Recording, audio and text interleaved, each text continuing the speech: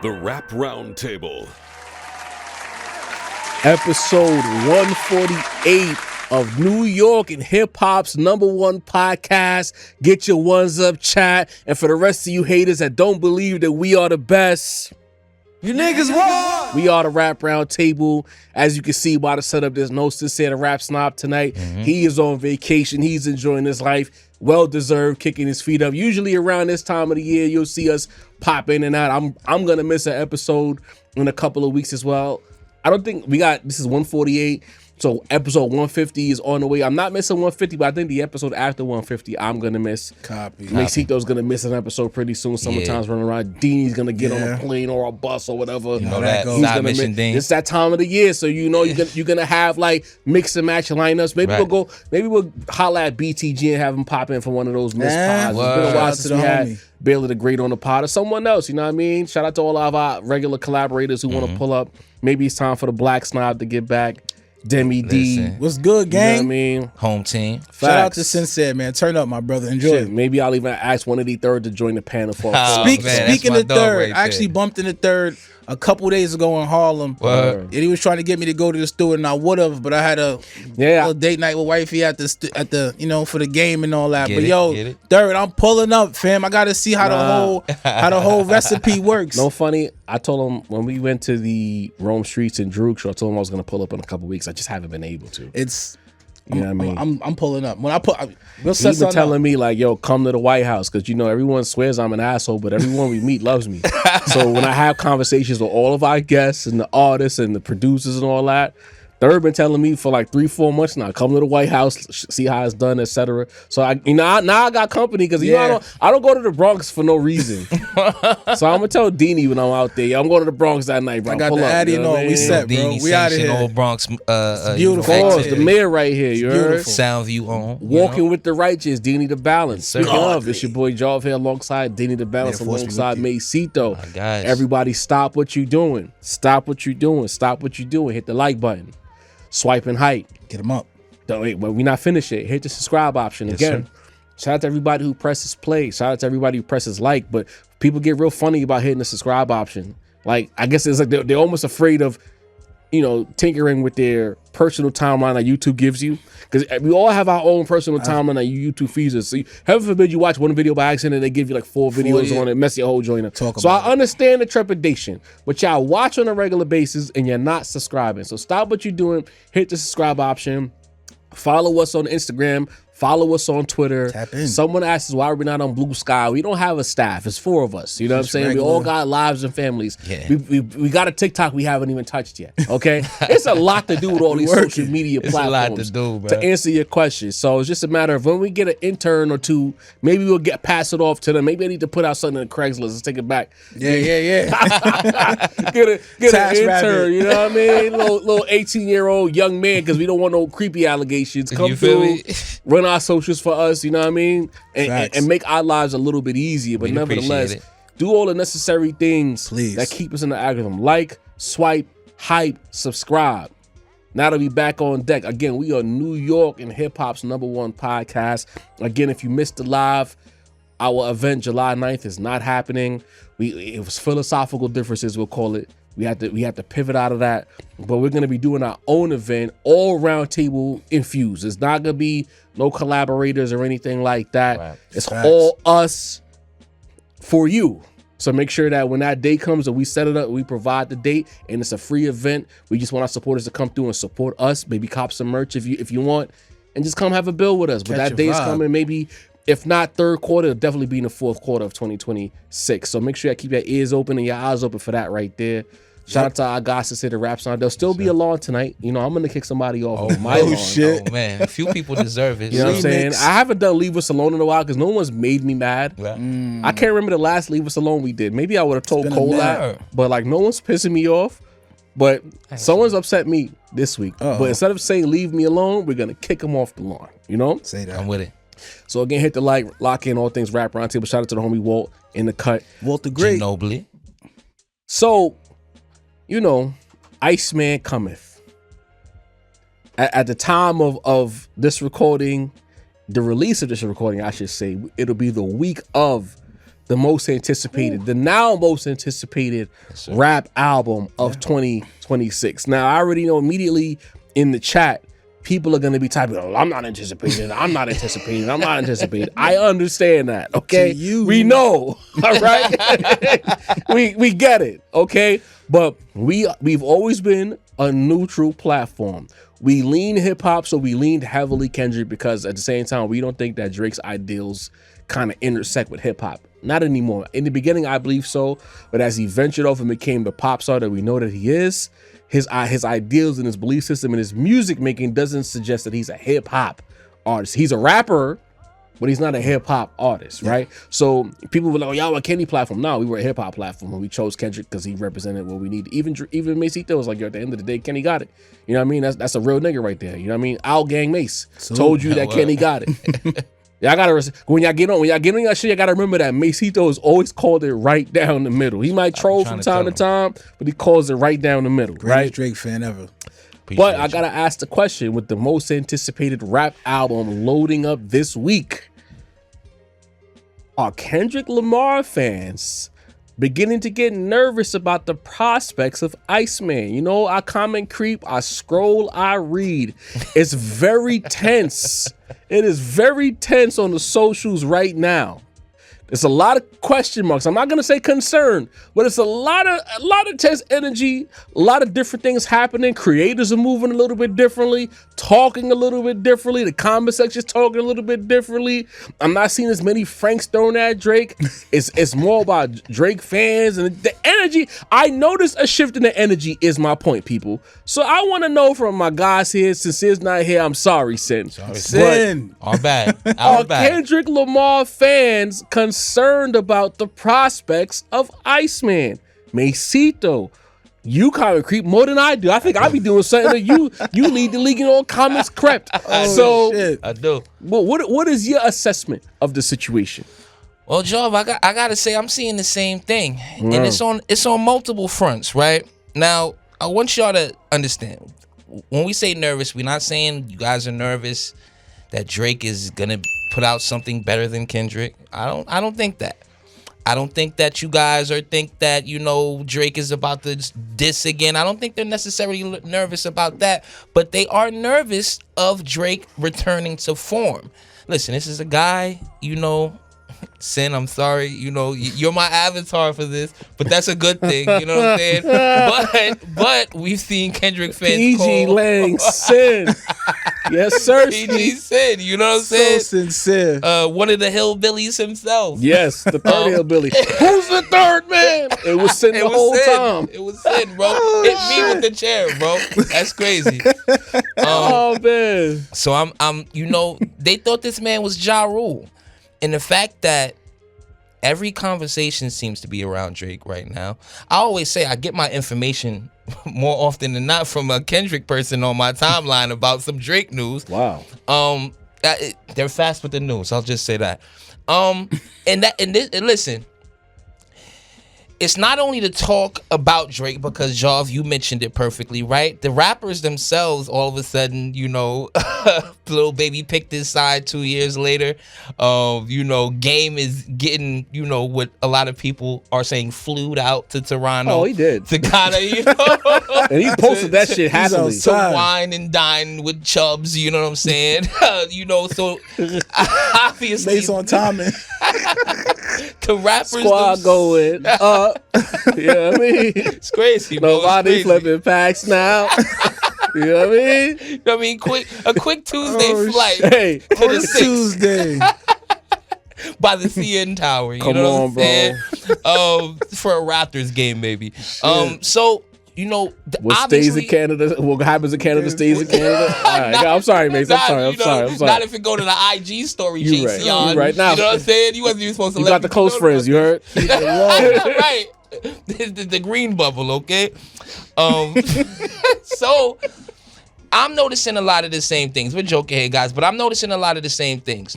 People are getting nervous. You see a lot of the content creators who I've seen be clearly not clearly biased in one section. I'm glad you said that, Jarv, because it's like, it's one thing calling it down the middle. You know what I mean? Clearly, I'm the Drake fan, Sin was the Kendrick fan, but we all tried to do our best job of giving all sides of any situation that were presented. Right. That's not how a lot of people handle things. A lot of people clearly exposed their disdain for Drake, whether right or wrong. Well deserved. That's what I'm saying. I'm not saying whether he didn't deserve it or not, but it was clear. You know what I mean? You had, media personalities like Peter Rosenberg guessing if Drake would unalive himself in the middle of the battle. people in prominent positions. You know what I'm saying? I-97 had to get rid of them, huh? Come on, right? Come on, dog.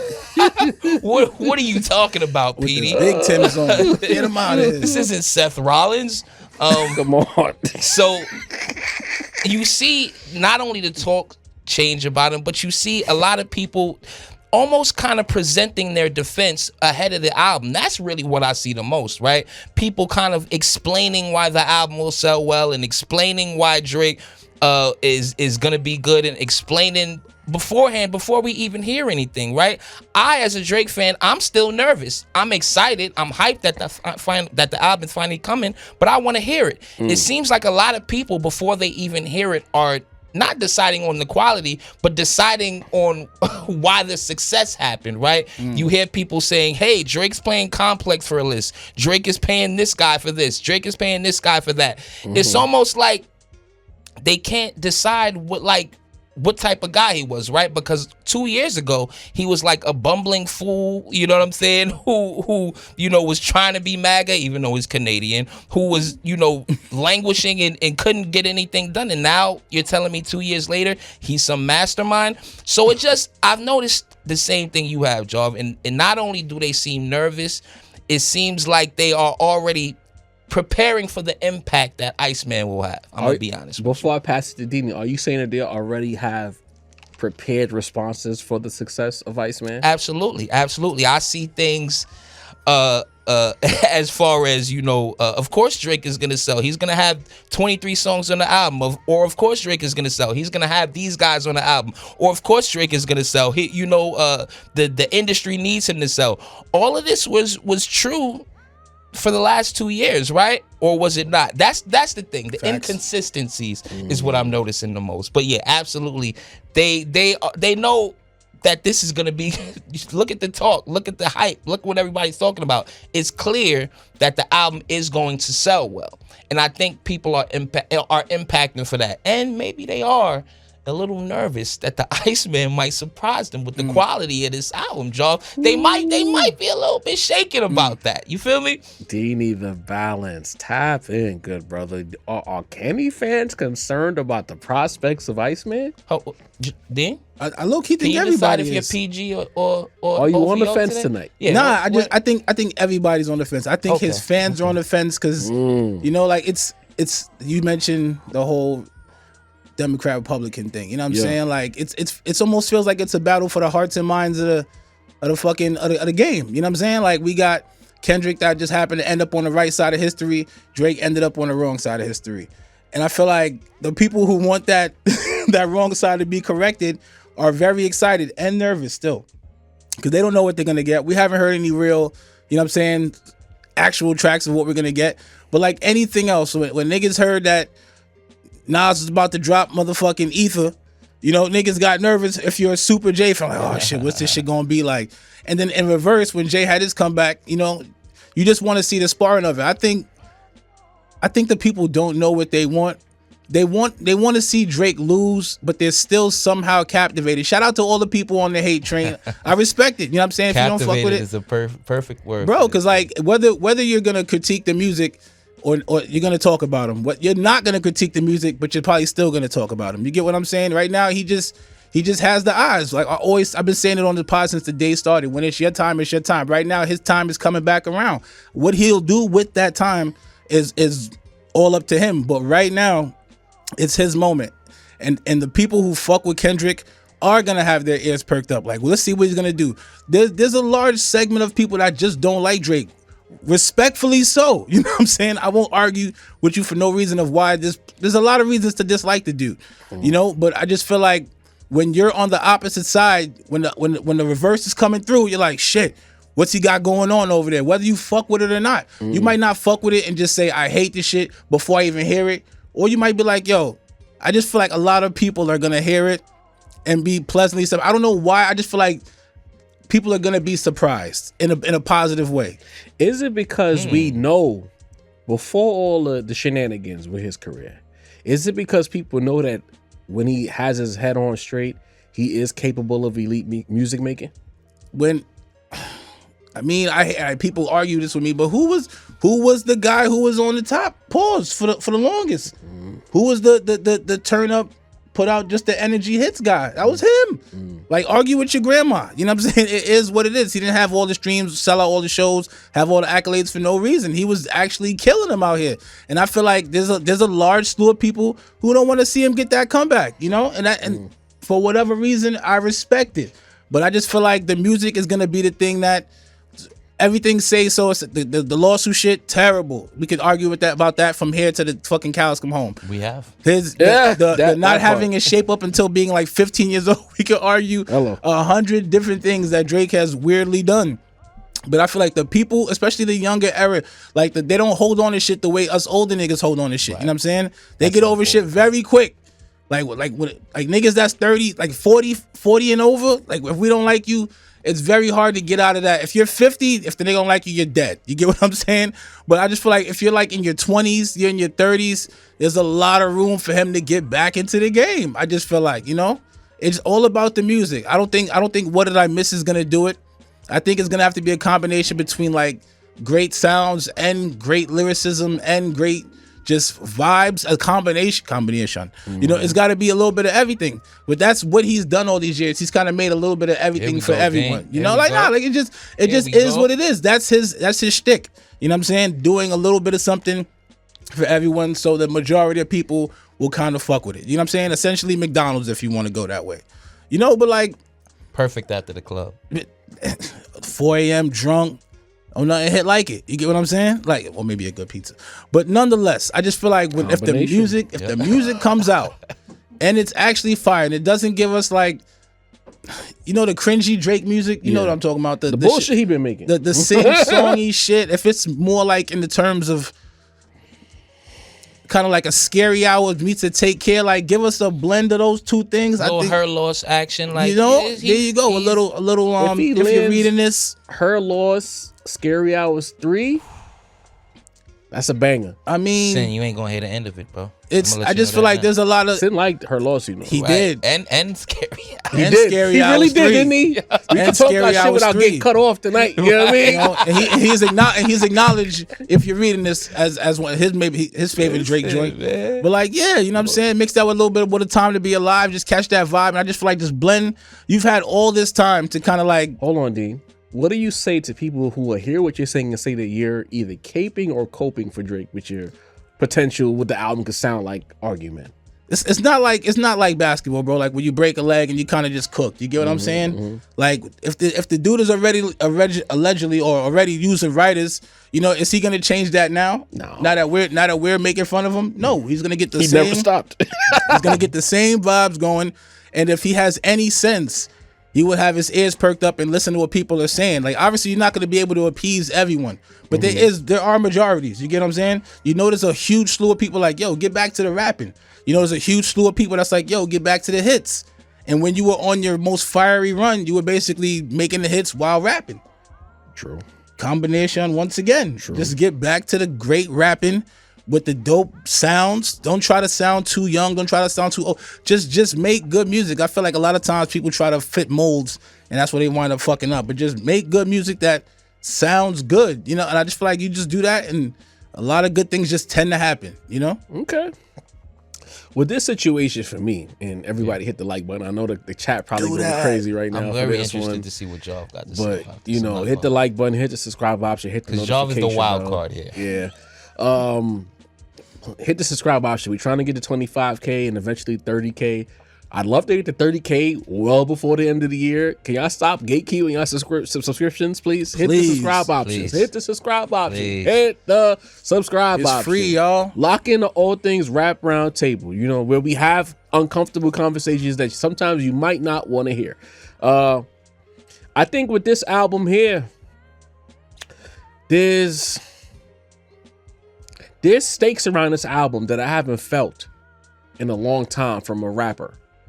You know, I don't think Kendrick Lamar with GNX had stakes like this. Like, to me, GNX, to use a sports reference, I haven't done that in a bit. It's like, if you're a football fan and you're of a certain age, you remember how the NFC used to dominate, right? Then the Super Bowl would be blowouts. So, like, to me, like, the Drake battle was like the NFC Championship game, like Dallas versus San Francisco. And then they played the Bills and they beat the Bills 52-17 2 weeks later. GNX is like that Rose Bowl, Super Bowl, where Kenny was the Cowboys and the rap game was the Bills and Drake specifically, and Cole too, and he 52-17 them with GNX. That was the cherry on top. The dogfight was the NFC Championship game, which was the battle. And we know what happened during that time frame and how long we had to wait for the responses. Then the responses just started firing off back and forth. So they scrapped it out. Kenny came out on top. Then he dropped GNX, which was the Super Bowl, and it was over with. Game, set, match, smash hit, singles, tours, awards, Super Bowl, the like. He did it all. So I don't think GNX had those stakes. I don't think Kendrick could miss. Kendrick could have dropped the 3.5 mic album with like 2 big singles and he would have been fine. He was already the man. You get what I'm saying? Yeah. To me, there's stakes on this album because Drake did engage. He didn't recluse himself like Cole. Cole album didn't have the stakes like this. Cole had more questions. What is he going to talk about? Is he finally going to properly address his BS, so on and so forth? That's what we were leaning into coming into that project. But with Drake, as he was the biggest loser in that battle, and he's put out a ton of records. Don't get it twisted, Drake fans. Yeah, I've been trying to spin it like, oh, the game. I just seen the Who Kid clip the other day where, oh, like the game needs Drake. Like Drake has, it ain't like Drake. Drake didn't pull a Cole and go full hermit and then do like audio books and pretend they weren't podcasts. Like, he been here the whole time. He's been on streamers platforms. He's put out music. He's been a baseball player with putting out music, me and that. He's not hitting well. He's hitting like 200, you know? And that's not Drake. Drake is usually a 300 hitter. He's going to hit 300. He's going to hit 35 home runs and get 100 RBIs, be an MVP candidate. Right now, he's struggling to make contact, you know? So the whole idea that the game misses Drake gave all y'all the music. It didn't land. What Did I Miss did good. Nokia did good, but these records, the thing about Drake, and this is for the Owl Gang, it's not about chart placement and stream numbers. It's about staying power with Drake. Drake, when he's hitting on all cylinders, these records don't go away. They don't disappear. You hear them everywhere, from your car to the mall to your social medias, your YouTube. When you open YouTube, YouTube is trying to tell you to watch the video because it's getting YouTube treatment and things of that nature. Like, he's just not ever present like he normally is. He's just another guy. He's been brought down a notch from the battle. He was above it all. He was like, in a lot of ways, I'm sorry, not hip hop, rap. So y'all don't get bent out of shape. When it came to the business of rap, he was the sun, and everything else did revolve around him. Had the orbit was around Drake, and when Drake did whatever he did, he sent out that solar flare. People got stimmies. Things changed. Now he's just another planet. Kendrick, even with his silence, that's the thing that people got to stop. Even with Kendrick's silence, Kendrick is the sun now. Yeah. You know, because again, I stand firm in my belief that should Kendrick decide that he wants to come outside the same day as Drake on the 15th, the world will stop. It will stop. And it'll be one of the craziest days we will ever remember in hip hop, right? Just the idea last week, just the idea of there being a Heart Part 7 had people in a frenzy. So to even doubt Kendrick's position as the sun when it comes to the business of rap is very foolish. Just niggas I don't even know where the tweet came from. I don't know. I didn't do the knowledge on it because I'm like, Kendrick has taught me through the battle that when he wants to drop, he's gonna drop. I don't need nobody tweeting shit. Yeah. He's gonna drop. Okay? You just gotta wait on it. You dig? Mm-hmm. But the idea of it, niggas made content, niggas had tweets, hit content, all on the idea and the notion, right? So when I look at that and I say Drake has been knocked down the peg, he's not the son anymore when it comes to the business of rap. He's put out records that don't land, right?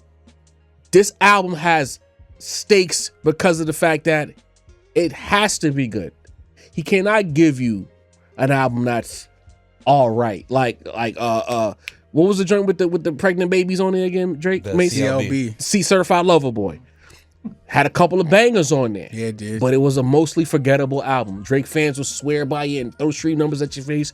But as far as music quality and staying power, it didn't stick. It is what it is. It didn't come and go, but it didn't stick around like other works. Like even when niggas fronted on Scorpion had joints that you had to contend with, my nigga. Like you had to deal with Scorpion, whether you liked it or not. Like I remember Button called it a 2-pack of ass. Then he had to circle back. I mean, did he call Views a 2-pack of ass? Part himself. He fronted on Scorpion. He had to walk that back. Yeah, Scorpion was some a commercial monster. I'll just say that. Yeah. You know what I mean? So that all of that being said, the stakes on this album and Drake's positioning and the fact that I believe that if this album doesn't land how it needs to land, he's completely finished. He's done. He'll make songs, he'll chart, but he's like, your word to glasses, pop, flow ridily. I always say flow ridily because it's a different level of care with those guys. Yeah. They make their records. If you go to a resort somewhere and you're having a blast, you're in Miami at some white club, sorry, Walt, you know what I mean? You hear these songs, they make you feel good. But you're not thinking about the business of rap. You're not having any hip hop conversations around these guys. They make music and it works where it works. And that's why I think if this album doesn't land, that's where Drake will end up, whether he wants to be there or not. But I look at ICEMAN, it's like lottery. It's like, it's not lottery, but like the stock market. It could go either way. If it lands and he gets somewhere near his hip hop bag and the tunes are there, Dini voice, that changes the conversation. Because Ja Rule didn't have a banger album afterwards. You know, Blood on My Eye was a solid project. There's gonna be some revisionists who will try to tell you it was a classic or it was a banger. It has some joints. But it wasn't that. If it was a banger like that, 50 would have had to deal with it, right? And to me, the Drake fans are much louder than the Ja Rule fans. I almost feel like Ja Rule was kind of like Paul Pierce in that whole Draymond situation. They loved the records, but they never loved Ja like that. They don't love you like that, you know what I mean? Yeah.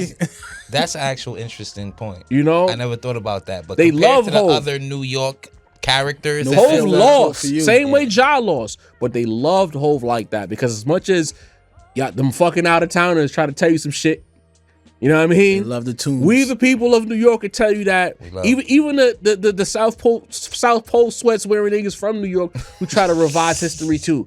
New York loved Jay-Z. Yeah. A large majority of New Yorkers resonated with Jay-Z. They wanted to hustle because things part about being a New Yorker, especially if you're ambitious, a nigga like Jay-Z wouldn't bother you. You know what I mean? But I digress.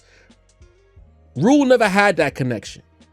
He went from being a street guy to making commercial records and singing, my nigga. You growled on Can I Get Her before you rapped. Now you're singing with J-Lo. That was a full-on sellout. There's going commercial and there's selling out. And people looked at Ja Rule as selling out. So they didn't love him like that. And the street nigga came through, pushed him off the block. He's out of here. Drake fans love Drake. Him, bro. It's not negotiable. So and the thing is, radio would prefer to have Drake present because it's good radio business. Good business, yeah. Again, that Clue conversation I got y'all upset. The business of radio says a big artist making radio tunes is good for radio ratings because people want to hear their favorite songs. So it's like there's a lot of different things at play for Drake when it comes to this project, to where I look at Kendrick fans, to the initial question, I'm like, hell yeah, there's some eyebrow raised about it, because this album is such a pendulum. It can swing in any direction. It can either be fully vanquished, Death Star 2 is out of here, or Force. Drake is back in business with ICEMAN. And then to my next question, where does that leave what happened in 2024? If Drake drops a banger with ICEMAN, how do we look at 2024 now, Mase? Well, 2024, we still have to look at it with the same impact, if you ask me. That just was too great of a week, too crazy of a situation, too many years invested into it happening. Like it's a central theme in the story of hip hop forever. You know what I'm saying? Like whenever they write that book, 2024 got its own chapter, specifically March through May. So it's still going to matter. It's not gonna erase it, right? But it, for me and to me, shouts to my boy Tony. I think it will, like, I might have said this earlier. I think it's more about Drake's legacy, right? There are, there's greatness, but there's separators in greatness. There's a reason, the Mikes, the Kobe's, the LeBrons are in a different room from, the D-Wades, the James Hardens. You know what I mean? No disrespect to those guys. And D-Wade, sorry for putting you with that ringless bum. But, we know that there's separate rooms for greatness, right? And I think,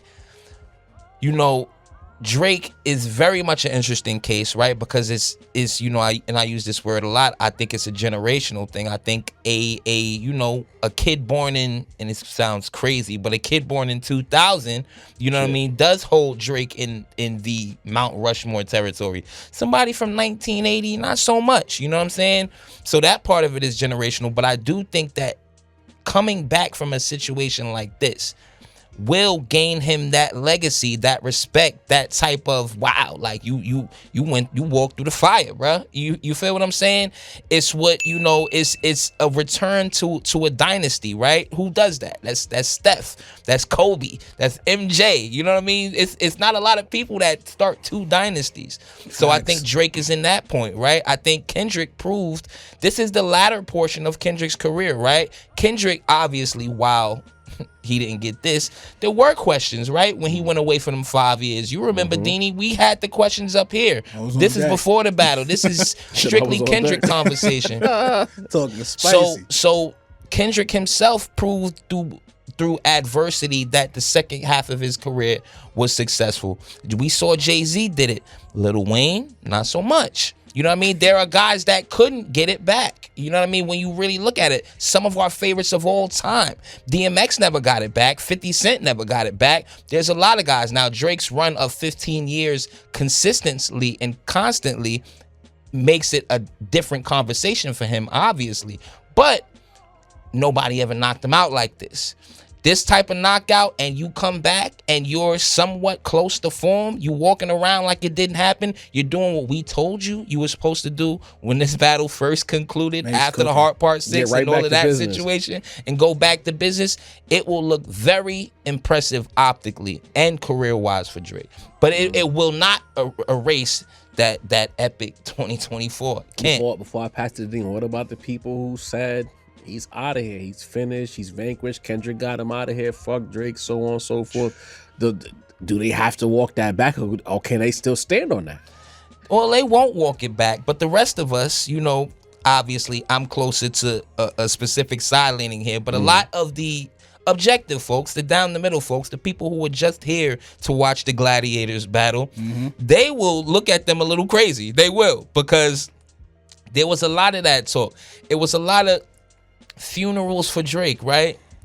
That week was a funeral. The pop out was a funeral. Taylor Swift holding up a champagne glass was a funeral. You know what I mean? SZA twerking on a tour was his funeral. It was a lot of funerals for Drake, bro. So I don't expect them to do it, because it does seem like a lot of people, and I thank y'all for letting the people who don't know. I am fine admitting what actually happened. You know what I'm saying? And I think that's why a lot of y'all respect me. But if the people who, were completely anti-Drake can't speak about what's actually happening, then they're going to look foolish. What do you think, Deanie? If ICEMAN lands, where does that leave the events of 2024? Still the same. You can't change your L's. You can only redeem them. You know what I'm saying? When Kobe lost in 08, facts. to the Celtics, and he caught him back in 2010 after he caught the Magic. It was redemption. A good you know year, what I'm saying? Man, a good year. When LeBron stole a great 2016 from the Warriors. Oh, a great 2016. Stole history from them. 73 dubs. You know, but they made a phone call to KD, then they whooping feet, you know what I'm saying, for the next 2 years. I wish KD could rap, so we could call him. You see that? So I think it's not what you did, it's how you come back. Now, if he comes back and this album is fire, and he regains 2 primes, there's not too many people in any field that have had 2 primes. Shout out to Escobar, you know what I'm saying? Escobar's in the second prime right now. I didn't mention Nas, that's for sure. You know what I'm saying? Like, he'll be one of the few people that was able to do that, because a lot of people thought he was cooked. Like, officially cooked, with between the losing the battle, all the things you just named. Don't forget Serena Crip walking. You know what I'm saying? Like, all this shit you just named, and then you add in the fact that Kendrick is still basically out there lurking. You know, I think he's got a lot of people looking at him. You know, there's a lot of quiet, crazy Drake fans out there. Not all of them are mentally stable like Mase is, you know. They're waiting. In the minority by a lot. Hate to break it to you. Man. They're waiting. When I get in the spot with them, I'll be like, oh shit. They're waiting. They look like Cole fans. Facts.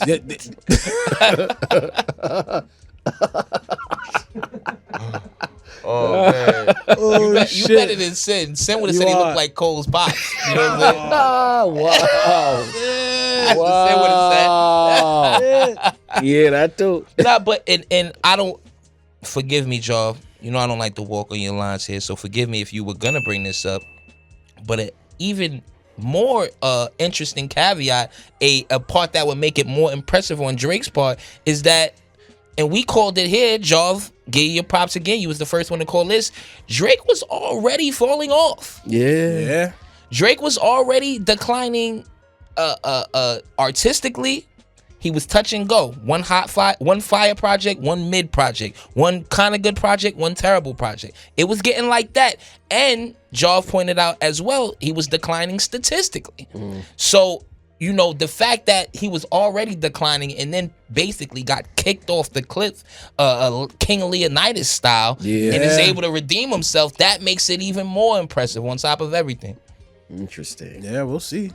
You know, this is I wish people would take time to appreciate what's going on right now. Like, everybody's so caught up in choosing sides, and I'm with Kendrick and I hate Drake and I'm for hip hop. Bro, this is a compelling story, It is. bro. Saga. It is. And it's all, you know what, even if Drake, if there's the hip hop sphere universe and he's like right on the outside of it, it's still a hip hop related story, because hip hop decided as a group, you gotta go. You're hurting the business. And the thing is, the after effects of Drake losing, how Atlanta has been directly impacted by it, how they can't get their feet on, right? Like, shout out Future. He gonna be performing at the World Cup. I saw that today. Right. Shout to Fuge, man. I'm curious about that decision, though. I love Fuge. Coming to the town, Fuge. But the check. People from Uruguay and Peru, are they listening to Fuge? I don't know. I don't know. You know what I mean? I don't know. Are the Germans there to see the German team, the Italian national They team? about to start. Are the Brazilians listening to Fuge? I just don't know. This is not slander. I'm just saying, of all of the artists to choose, as a black man, yes, choose Future. Love Fuge. When I want to get a speeding ticket and I feel good about life, I'm putting on Evo or DS2 every time. You know what I mean? Purple Rain, throw that in there. I love it. What a time to be alive. Shit like that. Even recently, I Don't Trust You. You know what I mean? These are the joints. Super Future is one of my favorite alter egos. I love it. But as a fan of music, I just don't understand that choice. Benito is right there. You know what I mean? I know because he got the Super Bowl, he couldn't get the World Cup. Yeah. You know what I mean? He was like, hey, but I can't digress. have 2 footballs. And you know what? They probably didn't want Lady Gaga on one of them either. So fuck it, Future. Yeah. Right? But this is a humongous story. This is an iconic moment in the history of music. And all this time, people choosing sides, nitpicking what people like us say about certain things, and trying to pick and choose when they want to clip content that we say for when we forget all the good we do and all the good we say. Right. They'll clip this conversation and try to frame us as Drake supporters or some shit. Nah, this is a big story. We got Ali Frazier in rap. Right. Mm-hmm. Right. And it wasn't no trilogy. It was one fight. And the aftermath of it has the tectonic shifts, the catatonic maneuvering. It has been a lot. You know what I'm saying? Facts. Right. Go ahead, Mase. Now I was gonna say, remember we called this like, the Avengers Infinity War of hip hop. This is Endgame. Rap Star Wars, bro. We are in the end game. Or like no? Or is this what's Doomsday? Right. Is this Dr. Doom on the way? Is this Secret Wars? Is Dr. Doom? Are we about to be in the midst of a secret war? Right. I don't know. Right. There's so many questions because the Thanos moment in the end game was not like us. We had all of that already. Mm-hmm. You know what I mean? Drake thought he was Thanos when he snapped with push-ups and all that, and all them other joints. And then he got packed out of there. Thor got his get back. You know what I mean? It's over with. Tony got the Infinity Stone. Facts. It was bad, man. It is what it is. The herald of Thanos, little skeleton nigga, was J. Cole. Got him out of there early. Even Captain Marvel popped out. Facts. Everybody was outside for that shit. Like, this is a big story. Like, again, this is the third time I'm saying it. Don't let choosing sides bury the fact that this is a humongous moment in time. The difference when we had Nas versus Jay-Z was there was no like teetering as far as falling off. Right. Jay got right back to business. Mm-hmm. Yeah. Esco dropped Stillmatic, right? Then we got Godson. Mm-hmm. Blueprint 2 was wait, what's that? But even with the Blueprint 2, you still had joints that let you know he's still in shape. Because Hovey Baby was a street single. We was like, all right. You know what I mean? Excuse Me, Miss was the single. Banger. Hey, come on, dog. Banger. Remix, La La La that summer. Show you how to do this. Marbury didn't like it, but I did. Run up on you in the light, you can lose your life. You know what I'm saying? So you had these moments. You had two titans that, in fact, showed how in shape they were. And they fought. It wasn't just... Everybody talks about Ether and Takeover. We've talked about this many times for the new listeners. That battle was so much more than Ether and Takeover. Thank you. Yeah. You still had your last real niggas. You still had other little jabs and freestyles. People talking. Blueprint 2. Don't you know? All these niggas was scrapping, bro. Niggas was scrapping. Even in interviews, Esco was talking shit about Jay. Like, it was a war, my nigga. Eminem got Nas and Jay-Z on the 8 Mile soundtrack. Nas spent his song dissing Jay-Z. Hello? The Hot 97 freestyle stayed properly trying to jump Nas. At JC Lee Dipset when they were still under Rockefeller beefing with Nas. I smacked the kufi off your head. It was mad shit going on. You know what I'm saying? This situation is unique because we don't got the crews like that no more. It was a crew full of spitters and niggas want to pick up the baton and defend their mans and all of that. It's been silent. You know what I mean? You know, fuck, whose little baby's currency right now don't matter. Why? He could post 10 pictures of Drake. It don't matter. You not enough. That was 2 years too weird. late, right? You know what I'm saying? Weird, bro. Gunna waiting for someone to drop again. He's not worried about none of these guys. Fucking Jeffrey got posted on that list of greatest writers of all time over niggas that he don't deserve to be crazy. Atlanta's in shambles because of this loss. This is a big story. But coming into 2024 of it all, I think now it gets to like a human element, right? Like there's emotions here because people really felt that shit. Like we got rid of this fucking guy. Yeah. They were crying online. You remember this? I remember that. Long awaited though. Long awaited. Niggas was trying to get rid of Drake for a long time. A quick tangent. I'm not shooting. But a lot of people built brands on the back of Kendrick's victory. What does that all mean? If this fucking guy resurrects like Shang Tsung, you know what I mean? Or Shao Kahn or one of these niggas with ICEMAN. What does that all mean? Shang Tsung. What does it mean if this nigga comes back and he drops a banger and he deliberately leans hip hop? A lot of things will be called into question. A lot of pods will be called into question. A lot of shit changed. Yo, let me tell y'all something. To me, Tony, if ICEMAN is good and it leans hip hop sonically, lyrically, so on and so forth, no matter how much you fight it, the status quo will change. There will be a new normal on the 16th of May. And by the 18th, that Monday, a super new normal. But with that said, because I'm not throwing 2024 out, that was a moment in time. Yeah. But history. A New Hope. How good is A New Hope if the Empire don't strike back? Talk about it. Right? Empire Strikes Back is considered one of the greatest sequels of all time because of what A New Hope did.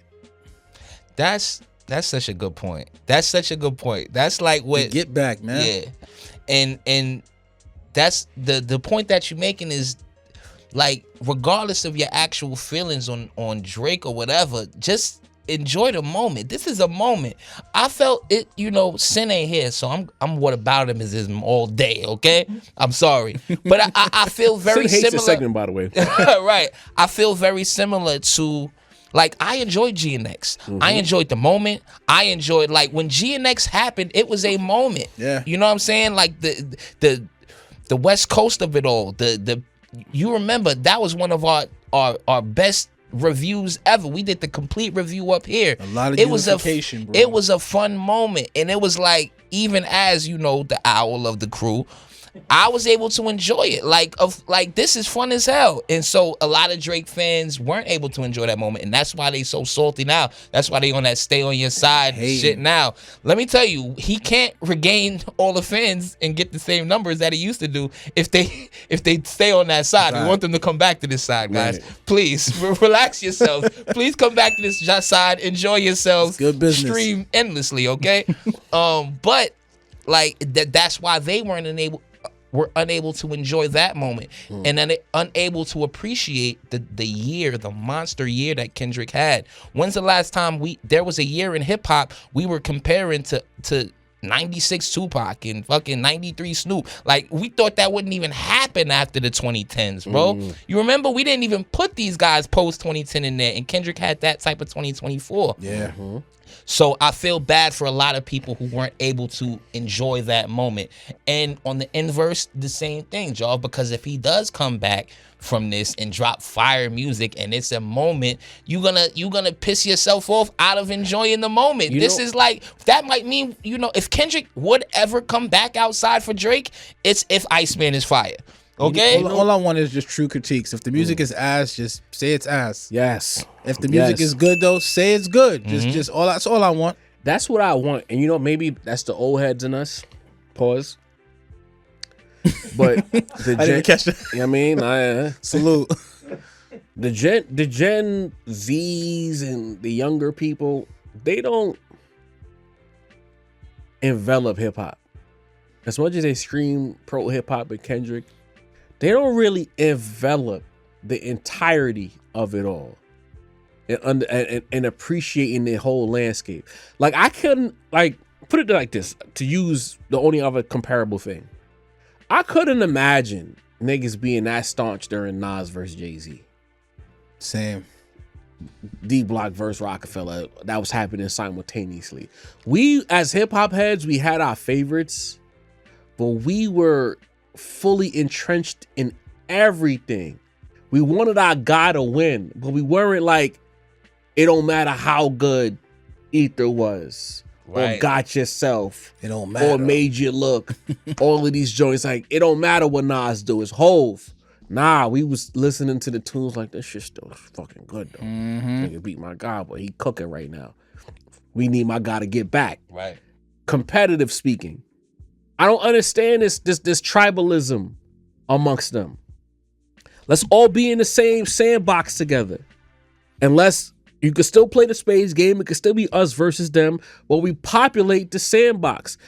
Ironically, that tribalistic energy is why niggas can say silly shit like hip hop is dying.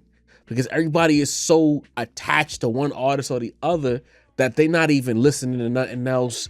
They not populating no other artist joint. Again, we talked about the rap middle class it was the last episode even. Guys was able to eat because there wasn't so much stand-em going on. Right. If they were standing anything, they were standing the culture. And they was able to have multiple guys ship or go legit platinum because they was ingesting all of the music. Everybody is mad Drake fans specifically waiting for Drake. They don't give a fuck about nothing else going on out there. It's mad Kendrick fans is waiting on Kenny, right? Let's get back to the sandbox. Let's populate it. Go listen to that Keem album, nigga. You know what I'm saying? That shit's out right now. 38 Special back outside. Go listen to that over there. Love everything. You know what I mean? Fuck all this tribalistic shit. But going back to the importance of this ICEMAN joint, I'll be remiss if I don't say that I think that Kendrick is like that secret final boss of Super Turbo, another video game reference. He is the Akuma of this situation. Drake can only talk but so much, right? Even if he does decide to say anything on ICEMAN, he got to see Kenny. Got to tread lightly. Yeah. You didn't win, so he's lurking, and I think Kenny's the type of nigga that he's gonna come out of the shadows if he even get to outside of himself. He's not no cold ass nigga. He not on some peace god, fake peace god shit, but want to shoot at niggas. Nah. Kenny said he had 5 more. Psychotic. So that's why I'm like, this moment is so big because I feel like they are like opposite ends of the spectrum, but you gotta have both. And if Drake gets too outside of himself, is Kendrick waiting, bro? Kendrick team been teasing us all like on the internet. Those flicks of them in the studio. Remasters of old songs, cryptic posts. That Isaiah Rashad interview he just mentioned, every time he's in the studio, Kendrick is there. All right. That was very This nigga ain't, like the tour been done. Kendrick is local. He got plenty of time to write and make music. Yeah. So, to me, he is the special final boss of this shit. He's still the son. And I think ICEMAN to me, ICEMAN is like, you know what I mean? You play Grand Theft Auto to a certain point, and then a new part of the map open up. After you beat that board, ICEMAN is the new part of the map. The new prime potential. It's some new, the summer about to be lit, bro. Yeah. I really believe that. Yeah. Or ICEMAN gonna be shit and we gonna kick its back in. One or the other. You know what I'm saying? Steel toe Timbs. It's a fascinating story, This is a great story. They literally are the yin and yang of the game. You know what I'm saying? Everything about each other is the opposite of each other. Both, talented in their own right, but both completely representing completely 2 different ideologies. It's as compelling as it can get. Somebody could have wrote this shit. Jay-Z and Nas. Right? That's literally that. But that's low key. That's low key why I feel like you can't fully take away Drake's hip hop card, because then what does it say about the victory? You know what I'm saying? Like Kendrick had to defeat a nigga that was a boss in hip hop, right? He couldn't just defeat a flow rider. Well, that's what leads to the conflict. You have people like us, not Mase, but people like us who, especially me, who like he's one step away from the flow rider league, right? You got a bunch of other creators who booted him. A lot of our listeners, subscribers, booted him. But then you got niggas who got skin in the game or who have been successful in the music industry who still look at Drake as hip hop. They don't give a fuck what we talking about or the fans. They believe that he is. Drake has not made a clean exit from him. No matter what we say, he has not made a clean exit from hip hop. Big shout out to Glasses, came on the platform. Glasses say he's not hip hop, he's pop, this and that. Glasses Malone is a hip hop platform and he talks about Drake a lot. So he's a hip hop issue. Maybe he's not a hip hop artist, but he's a hip hop issue, a hip hop topic. So there's a conflict of interest there. Gotta be.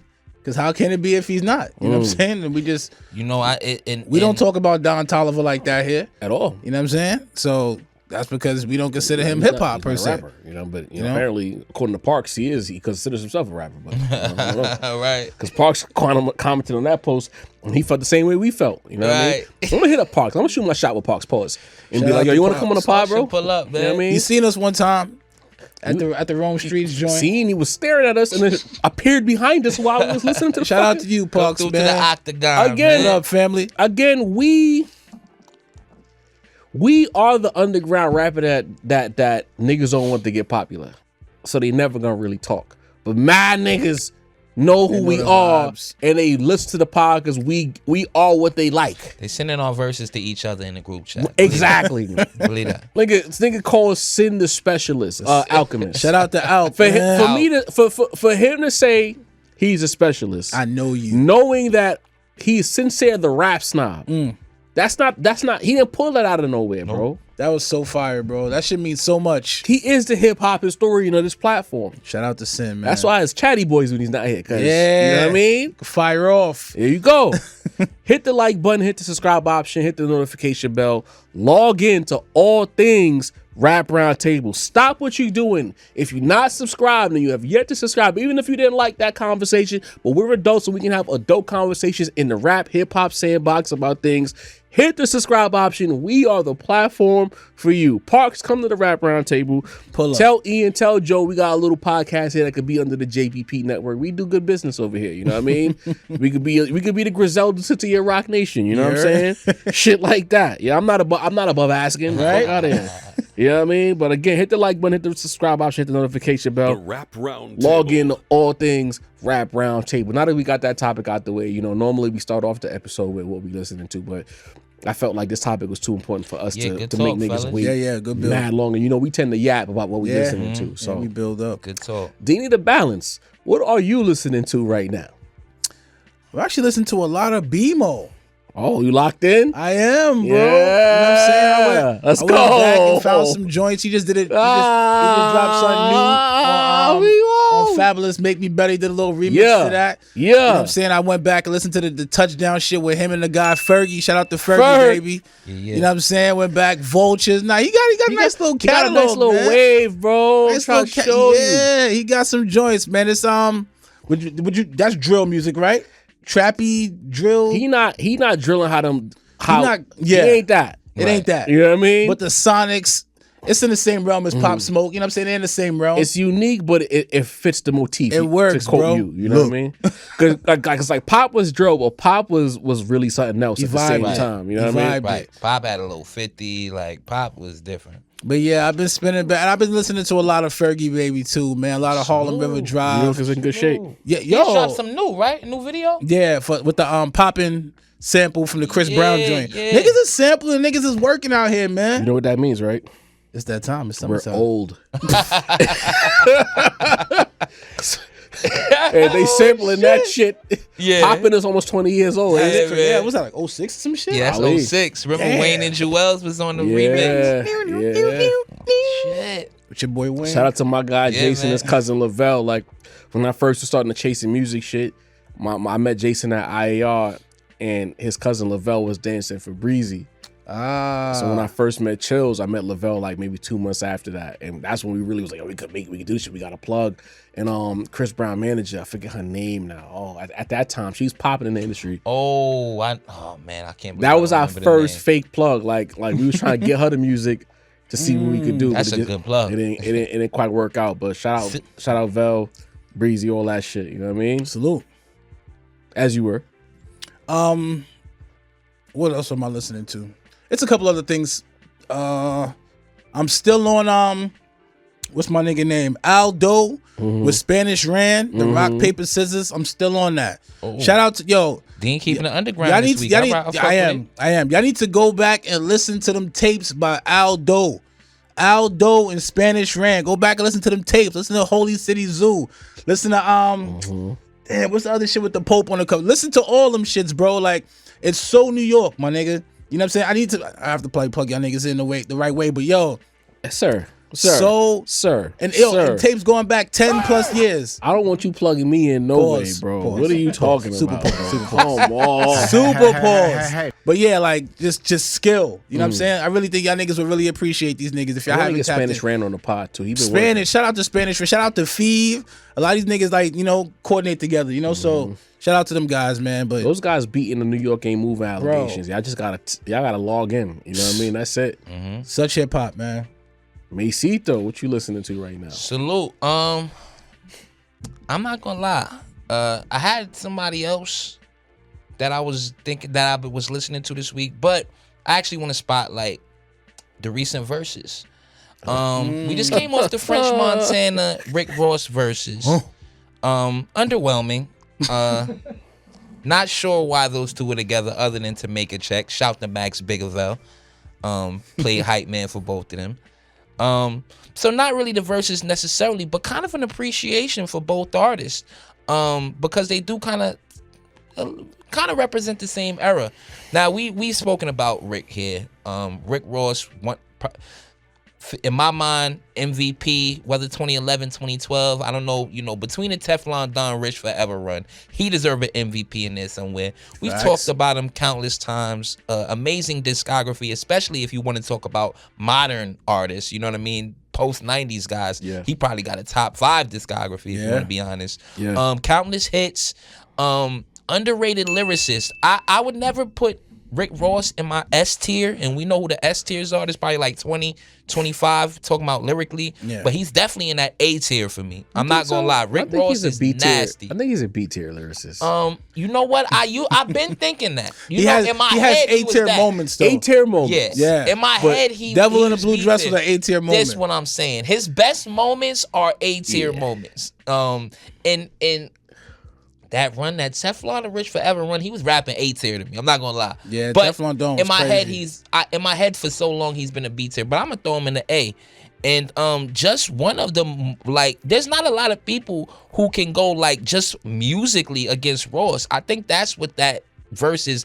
And I know he had the one against 2 Chainz, was it? Mm-hmm. Yeah. But that, you know, he body changed too, to be honest. So there's not a lot of people that could go with Rose. I'm gonna be honest. And one of French the best got record makers. Why you think Rick Ross has so many Jay-Z records, so many Drake records? Like all the top guys in the industry loved working with Rick Ross in their prime. Where everybody who was A tier in his era made sure they worked with Ross. Just a very underappreciated artist. I don't know where he is on the list. Y'all know what I say. There's 20 top 10 rappers and 100 top 50 rappers, but Rick Ross, his name needs to be in there. We got to give him his respect, as we usually do here, but y'all need to. Now, French, somebody who even I, have lacked respect for in the past. But really? I'm here, I'm not gonna lie, but I'm here. I think I've gone back and forth, right? Because you never slandered him on wax. Nah, that's the thing. Because and you want to be honest, French, hearing these records made me really realize like French had an era, especially if you want to talk about In the Town. Talk about it. There was a French era. His music very much represents the time in my life where I first was going out the clubs, first was going out the spots. French reigned, like that post Dipset era of New York when it was like Max just went to jail. All the blog era cats were popping from different places. Chinks in the mix. Drugs. French and the Coke Boys, Chinks. That whole movement had an era, Uptown Bronx shit, and there was a lot of records up there. He got the national records, he got the Unforgettables, he got the he got the Lockjaw with Kodak, he got the Pop That, one of the best records, like Ross said, one of the best records of the last 15 years. Pop That. You forget some of these songs is his. Stay Scheming is his too. Stay Scheming is right. I think him and Ross share Stay Scheming. They did it together, I think, right? Yeah, they share it. Initially, it was French. Yeah, it was a French record, for sure. Bitch, you wasn't with me shooting in the gym. It's a Drake record now, but right. You know what I mean? A hook taken from an unreleased Nas record. I know you guys are like that on Stay Scheming. Not for French, no. Yeah. You know the Nas fans are very fickle. They don't want French to touch any. They don't want the connection to French, right? Stay away. But even like those records they were playing, like those Just City records, that you know what I mean, the Shot Callers, you know what I mean, the Chopper Downs, you know what I mean. Shot Callers and Choppers Down when he first was going on that run. Moments. That's why I was mad he ain't really pop out at the Max show. He ain't do none of them shits at the Max show, bro. None of those at the Max. None of them, bro. Come on, French. Come on, dog. But French, he deserves respect. He definitely had an era commercially, and I know that doesn't matter to a lot of you, but it means something. It means people were listening. Commercially, you might be surprised that French is one of like the top 10 most successful New York artists ever. French has more platinum albums than Jadakiss, than Fat Joe, than Fabulous. Like French Montana was very commercially successful. Yeah. When I did the research, I was like, right, when New York was dead. Ain't that something, Jarv? French got a diamond record, bro. French has a diamond record. Yeah. That's like, it's like 5 people in New York history. That's like In the Club, Empire State of Mind, Hypnotized, and fucking Unforgettable. We got to put respect on French's name. And I think, like you guys say, what I was saying to you guys earlier, where I don't think that New Yorkers don't mention French because we're known for lyricism. So when we think of our artists, the artists we think of first are the lyricists. It's why when people come up with their New York top 5s, they might leave out a 50 Cent. A person a little younger will leave out a French Montana. But I'm here to say fuck that. If other towns could go around calling Young Thug a greatest songwriter of 30 years and other towns go around talking about, yo, Gucci Mane had a run, I'm from now on mentioning French Montana when we speak about New York rappers. All our rappers don't have to be lyrical when most of y'all rappers ain't lyrical. I'm not speaking in the way in particular. Okay? New York wasn't... that's another myth. I know we pushed that, but like New York wasn't just a lyrical capital. Right. We had guys who had fun on wax too. Right. And French is the most modern version of that. Put some respect on French name. You know what I mean? Definitely made a mark for himself. You know what I'm saying? Salute to both of them. French. They both were playing joints, and I was like, I forgot that. Shouts to them. Kirko said that French won 10-9. Kirko, I gotta check where your tweets come from, Kirko. It was clearly Ross. I didn't watch. I didn't give a shit. You know, I only got on after those he ain't rapping Drake's lyrics things went with. Honestly, went viral. Yeah, they gotta stop that. Like at the end of the day, y'all had before it was rap Star Wars. Y'all niggas was benefiting from the stimmy. The Drake stimulus was a real powerful thing. It was a real thing. Just play the nigga verse. Let's be men. So what? It happened. and do you really hate Drake for real, or is it some industry shit? Because you said it was over French, and French said he don't care. And Drake was dissing Button on a French song. Right. Facts. Right. The most upsetting thing about the Ross and Drake thing is that these light-skinned niggas are not to be trusted. Right. As you were, Mace. I'm sorry. With them two, it was never like, oh, they making pop music together. Like Ross and Drake straight went bar. They used to just bar up together, bro. Yeah. It was hip hop. It was hip hop. Lemon Pepper freestyle. Salute. Hey. You know what I mean? You rapping or we rapping? What I mean? Like, y'all need, that's one, not even, everybody wants Future to be, I want Drake to get back with Ross, bro. Like, YOLO became a term from a mixtape or album that never happened. It never happened. What it is. Mm-hmm. We got all these other collab albums, but we never got the Rose and Drake. That Aston Martin music still go crazy. Aston Martin music go crazy, bro. What up came back to you? Drake got joints. Will you catch me playing a Drake album in my car? No. But there's joints. There's an album's worth of Drake songs that I like. I make a playlist. I got you know what I mean? There was one point when Desires with Future was my jam. Crazy. Yeah, Desires. I know. That was my joint. I owed y'all that. He made me the best Rockefeller mixtape in the history of all mixtapes. I mean, you know what I mean? I appreciate that, Mason. And now it's a link. You don't even got to burn CDs no more. You know what I mean? For me, I'm in a completely different realm. But if you know Rap Roundtable lore, then you're not surprised that I'm mentioning this album right here. It is homie from Saudi Arabia. Saudi's Most Wanted, Skinny. He dropped the album many moons ago that I talked about on this podcast. Facts. You shared some shit from him. Have a Nice Trip. That was 2022. Facts. Skinny came back outside and I didn't even know, bro. He dropped The Red Room November 14th, 2025. I didn't even know. Wow. And I followed the nigga on the gram. I ain't see no rollout, no nothing. Post. So I finally got to the album because I think normally I'll go to his page and be like, yo, like, where the music at? But there was a post there. He did some like Saudi Time magazine or some shit like that. He heavy on the Saudis, you know what I mean? But Skinny is dope. So he dropped this album, The Red Room. Am I telling y'all should go listen to this album right now? No, because I know y'all some snobby rap fans.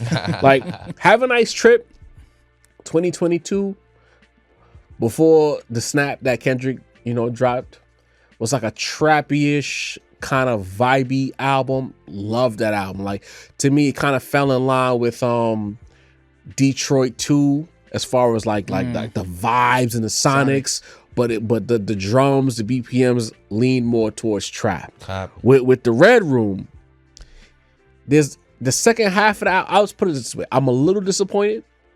You know what I mean? Because I wanted him to just follow up Have a Nice Trip, but the soundscapes of rap has changed so much that you can't even do the trappy, vibey, get lost, get high type music no more. You know what I mean? Right. And not this. I'm not talking about the trippy red shit. I'm talking about the things where you could zone out to type shit. So like, I feel like he got caught in the middle because he wanted to do that again, and he did it on the second half of the album.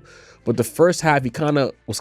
I don't know what's going on with him in his life, but like, he was kind of sad. Album's a little dark, but then when you get to around track 6, which is Paperboy, he starts to get into his vibe, and it started sounding like the last album because he finally said, "Fuck it, I'm gonna do the trap shit that I like." You know what I mean? But like the Skinny joint, am I playing the album? I think I am. Yes, my whole. Thank you, because I just realized that I touchscreen problems. I mean, he's good. You know, for me, it's not what I wanted from Skinny, but as a piece of work, 10 songs, 27 minutes, good listen. Money. The Red Room, Skinny, tap in, but listen to Have a Nice Trip first. You know what I mean? If you like good music, upbeat, he's from Saudi Arabia, so it's gonna be a little bit of Arabic lyrics in there. He blends in a little bit, but he can rap. He's not trash at all. He can spit.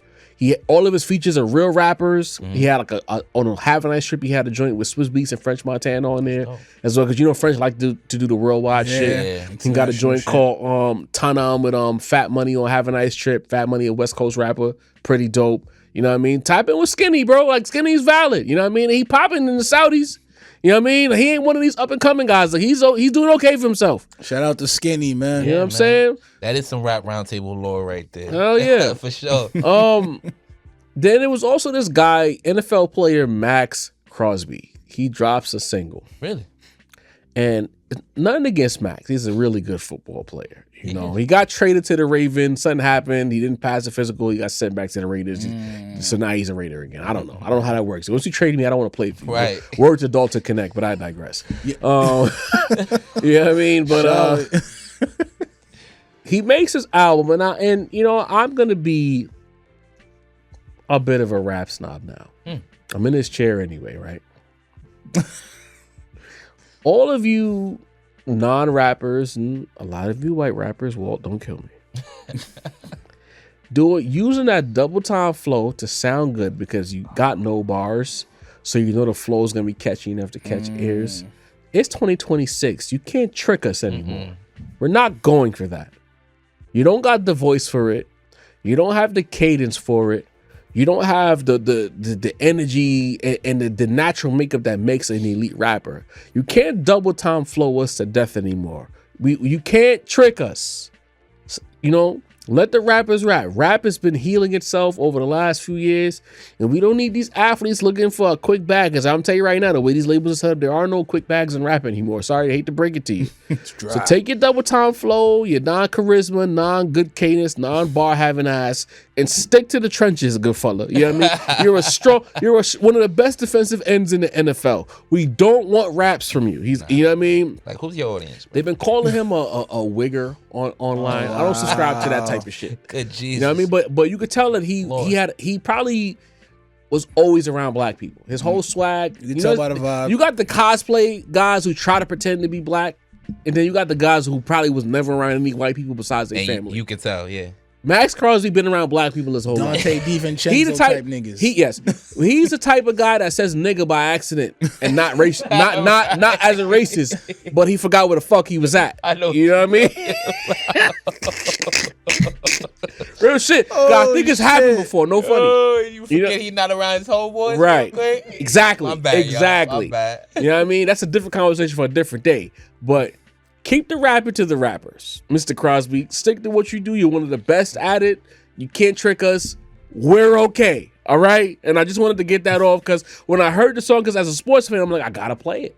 I got to hear what he's talking about. But this shit was basura, bro. Damn. You know what I mean? Like, I'm sorry. Get the fuck You got to go. You got to go. My apologies. Moving on. You know, hit the like button. Hit the subscribe option. Hit the notification bell. Yes, sir. We got to get into some Gen Z talk. But we not necessarily about them because they're younger than us and they live a completely different world from us.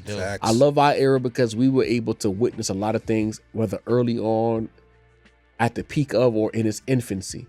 Gen Z, and especially Gen Alpha, they're getting things that are already done and are like morphing into other things that they weren't meant to be. Yeah.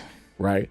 But going back to the Kendrick Lamar and Drake battle, we had a lot of Gen Zers come up waving the hip hop flag, right?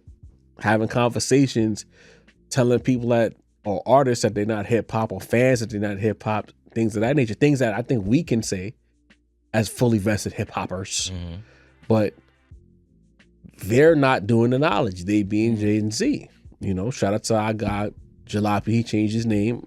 I don't remember it right now. I think it's Jason. Is his actual government name he's going by now.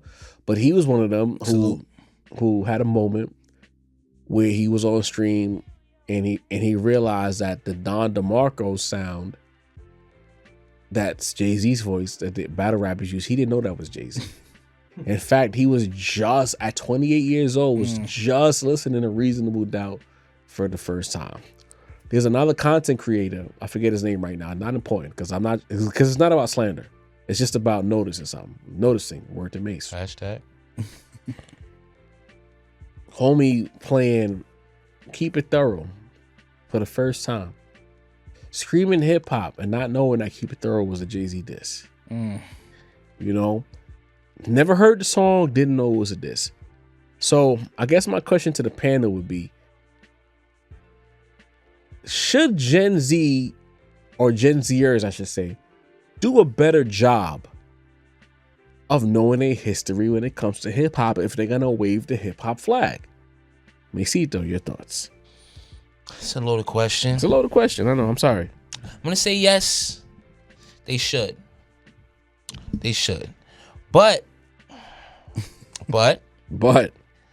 I'm not completely blaming them for their lack of knowledge. Now, yeah, if you come online and you speak with a certain authority and you speak with a certain assurance and you are arguing people who are 15 and 20 years older than you, like you really know what's going on, I think it would behoove you just within your conversation, not even for me, for yourself.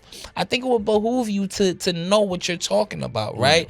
If you want to be taken seriously, if you really want to know, because really hip hop is a puzzle. You'll find out this guy used a sample, that some guy from 2005 used a sample, but then some guy from 92 actually used a sample, and then you'll find out it's some R&B record from 1972. So it's like it's almost like a fun puzzle. It's fun to find out, to go backwards within this hip hop thing. A lot of the people, it's like, you know, with academics, and I'm not flaming you academics because I'm your biggest fan. I might be your only fan on the show, actually. But it's even with like an academics type of situation. I don't hate Ack right? as much as I used to. I understand he's entertaining. It's like a necessary evil, if you ask Not me. even that. Remember, it's something, because again, we got to stand on the principles we preach on the platform. We talk about rules of engagement. Yeah.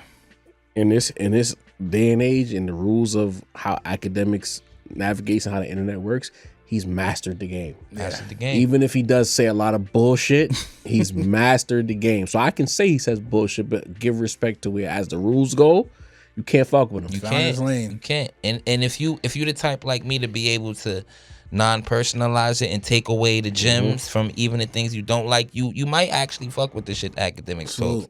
But I mentioned it I'm mentioning him to talk about the conversation he had when he mentioned how Jay-Z isn't a GOAT and Kanye and Drake are the GOATs. And it's like when you That's do what your I'm saying. He says a lot of bullshit. Right. But when you go back and you learn, but Jay-Z is Kanye's and Drake's GOAT. So it's like you have to go back and realize why the people you like these people. A lot of times you'll find the DNA of the artist you like within, you know what I mean? Like different people. Like you like Eminem, go listen to Master Ace. You know what I'm saying? You like Kenny, go listen to them old 3K verses. Not you, Deanie. I know you don't want to. But you guys go ahead and do it. So I think it would behoove you. I think you would enjoy it. I think you should, but I'm not completely blaming them, right? Because we and people slightly older than us raised them. We having the 25th anniversary a Blueprint and the 30th of Reasonable Doubt. You know what I'm saying? 30 years before Reasonable Doubt was 1966, bro. Was people in the Reasonable Doubt days knew what was going on in 1966 music? I don't think so. You know what I'm saying? When I was listening to the Blueprint in 01, I didn't know it was hot in 75. You know what I'm saying? But my parents made sure I grew up and learned. The older people around me. You remember, there's much less music passing than there used to be. Our parents and our uncles and our older cousins did a way better job of putting us onto music than I believe we did putting the younger folks onto music. I honestly believe that. So I think that is in even the teaching of hip hop, right? Like I had the Source magazines, the Double XL magazines, the Vibe, you know, when they decided to put a hip-hop artist on the cover. You know what I'm saying? I had those. I had, you know, the QD. Remember when Quincy Jones' son just started making rap DVDs, you know what I'm saying? And the Art of Rap and the Beef Series, pause. You know what I mean? And all of these different hip-hop kind of media that would teach you the game, teach you the history, made it interesting for you. You know what I'm saying? I don't know if there's because the game is half pop now and everything's been industrialized and there's only 4 record labels and there's nothing that's going into the infrastructure of teaching the youth and you know what I mean? We see that, Jarv, we speak about the same thing within the NBA, right? NBA on NBC used to make the game a story. It made you want to know who fucking Bob Lanier was. You know what I'm saying? Dave Bing was. You would get you know 2 what I'm saying? minutes of them building the game up. Right. While the music played in the background. It was like watching superheroes, you know what I'm saying? And I feel like that's how life shit. And that's how rap was when we were coming up. They were looked at as specialists. Shouts to Sin. They were looked at as important people. They were looked at as superstars, as superheroes. And I don't think that it's the same type of thing for young people nowadays. And even though, you know, yes, this is the information age and everything is only a click away, I still feel like we have to frame something for them to want to search, right? Some of us do that. I feel like if a youngin', you know, if we got a 14 or 15-year-old that watch the Rap Roundtable, we talk about rap that might make them want to go back and see what the hell we talking about. But there's not a lot of places and people who really put work into doing that. And so while they deserve some blame for speaking with such assurance without really having the knowledge, that's just not smart to do. I feel like us as a community could be feeding that to them better. Pause. Dini, your thoughts on should Gen Z do the knowledge before speaking on hip hop? I agree with what Mase said, but I think there's some caveats. You mentioned it's easier. Yeah, nigga, it's easier. Like when we used to have to pop the tape in the cassette tape in the deck, rewind for fucking 10 minutes, you know what I'm saying, to get to the front of the tape, rewind the other side, back another 10 minutes to get to a right angle of the tape. Have to rewind 40 times just to get to the right moment of the song. I'm not that old. Like, you know, you know what I'm saying? Like, niggas had tape players, bro. Like, if we, like, for instance, if we didn't know how to spell a word, nigga, we had to go through a real dictionary and, like, crack that shit open. For words that have the PH sound, and you think you're looking in the F's, you know what I'm saying? Niggas is kids. Like, niggas, I just feel like today you can just press a button, say the word, and the word come up now. You know what I'm saying? It's so much easier for y'all niggas to learn shit. You know, like, you just got to take the time to want to learn it. Maybe Mase is right. Maybe we as niggas can take time and try to put them on to certain shit. But I feel like the difference is, like, when we were put on the shit, bro, we were way more receptive to learning these old things. You know what I'm saying? The niggas today have no receptivity. I don't even know if that's an actual word, but it sounded amazing just now. Going with it. I like it. I like it. Yep, cook. You know what I'm saying? They just don't. And maybe we're a part of that because, like, we're the era where if a younger nigga wasn't fucking with some shit, we'd be like, yo, that's how the younger niggas give it up. Back in the days, they wasn't doing that. You know, there was no, nigga, this is the way it goes. Like, you got a point. You know what I'm saying? So maybe we could take some of the blame for that. But I'm just, in terms of just gathering the info, bro, like, you can just say who created this song, who sampled this, and you'll get a full, this shit'll talk back to you and tell you who made the song. It'll tell you what the original sample. Like, nigga, we had to go listen to the like you said 30 years ago, like when I was listening to some of those, because my parents ain't from America, you know what I'm saying? So I didn't get to jam on the oldies from the 70s as much as like a person who's from, we listen to a lot of older shit from Jamaica, you know what I'm saying? But if you're a kid who listens to Biggie, listens to Bad Boy, you're like, it's literally with shit from the 70s, you know what I'm saying? You could have heard, oh shit, that's that James Brown sample, you can pick it up. I just feel like, and today I just feel like that's not translated the same way. I don't know if you put your kids onto the game, you know, the way our parents put us on, but like I said, between us not putting them on as much, them not being receptive, and them having the means to learn anything they want in 2.3 seconds, combination once again, you know what I'm saying? Talk about it. But there's so much to learn, and back then we used to look at it like a journey. You know, like you learn one thing about something, I led you to another thing, kind of like trying to figure out the whole path of the game. Like this, the GTA map. You know what I'm saying, bro? Unlocks some whole opens up. Because you're like, oh shit, this guy got the flow. Oh, he got the double time flow. They got the double time flow from this dude. This dude got the double time flow. He's from Chicago. They're from fucking Ohio. You know what I'm saying? Like this, like just so many different levels you got to kick in. And then you hear Rakim and be like, oh, this is where it's wow, that's the originator. I see where Nas found his groove Facts. from. You listen to Kane, you're like, oh, that's where Jay got that ability to just maneuver the crowd the way he do. Like, I just feel like, and then again, maybe when we were young, that research was like, you go into a room with older niggas, you drop some shit like that, they was super impressed. Yeah. Are we not as impressed? I don't know. Maybe we got to be more impressed with the fact that the young niggas doing their thing. But I feel like the combination between us not showing them the light as much as we should, them not being receptive to the light, and them having devices and abilities to learn anything they want in 2.2 seconds and not utilizing it the way they should. Because like everything else, I see Google. Whenever you want to know, hey, what time the bus comes, you get on the joint. You know what I'm saying? You want to know, why not Google who made this beat? Go back and tap into the older J Dillers. Go back and listen to some old school shit like Stakes is High. Everything is accessible on your phone. We used to have to carry 10, 15 tapes, bro. I'm dating myself. The little pouch with the CDs. You know what I'm saying? Book bag with the CD cases. Come on, bro. Like it just, it's so much easier now it's basically easier now to be smart in every way than it was during our age. You know what I'm saying? And for some reason, according to the statistics, they're kind of doing worse on every level. You know what I'm saying? So it's maybe low blow thing. I'm just thinking a lot of it is because of the phone. You know what I'm saying? Because life is so easy, everything's kind of easy. You know, we used to have to really put in work, my nigga. Like, used to do a homework assignment. There was no chat GPTs. You couldn't just say, hey, just put what I'm saying right now in clearer words for me. We the paid version. You know what I'm saying, my nigga? Like, we really had to think. We really had to push it together. Even the old producers, you know, like when they had to really like sample those buttons. Today, the samplers, everything's built into the sampler, bro. You don't. It's just everything is easier in every way. So I don't know if it's just they're not utilizing the materials the right way, or we're just not showing them the right path.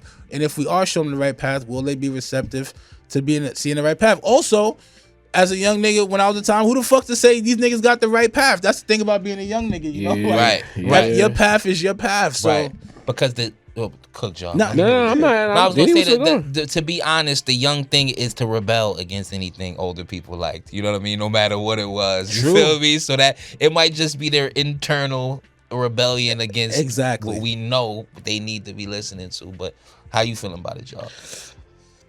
I think, you know, Dini was landing on a good point about the phones and the internet. And y'all know in my personal life, I tell you guys all the time, I think the internet is the worst thing to happen to rap.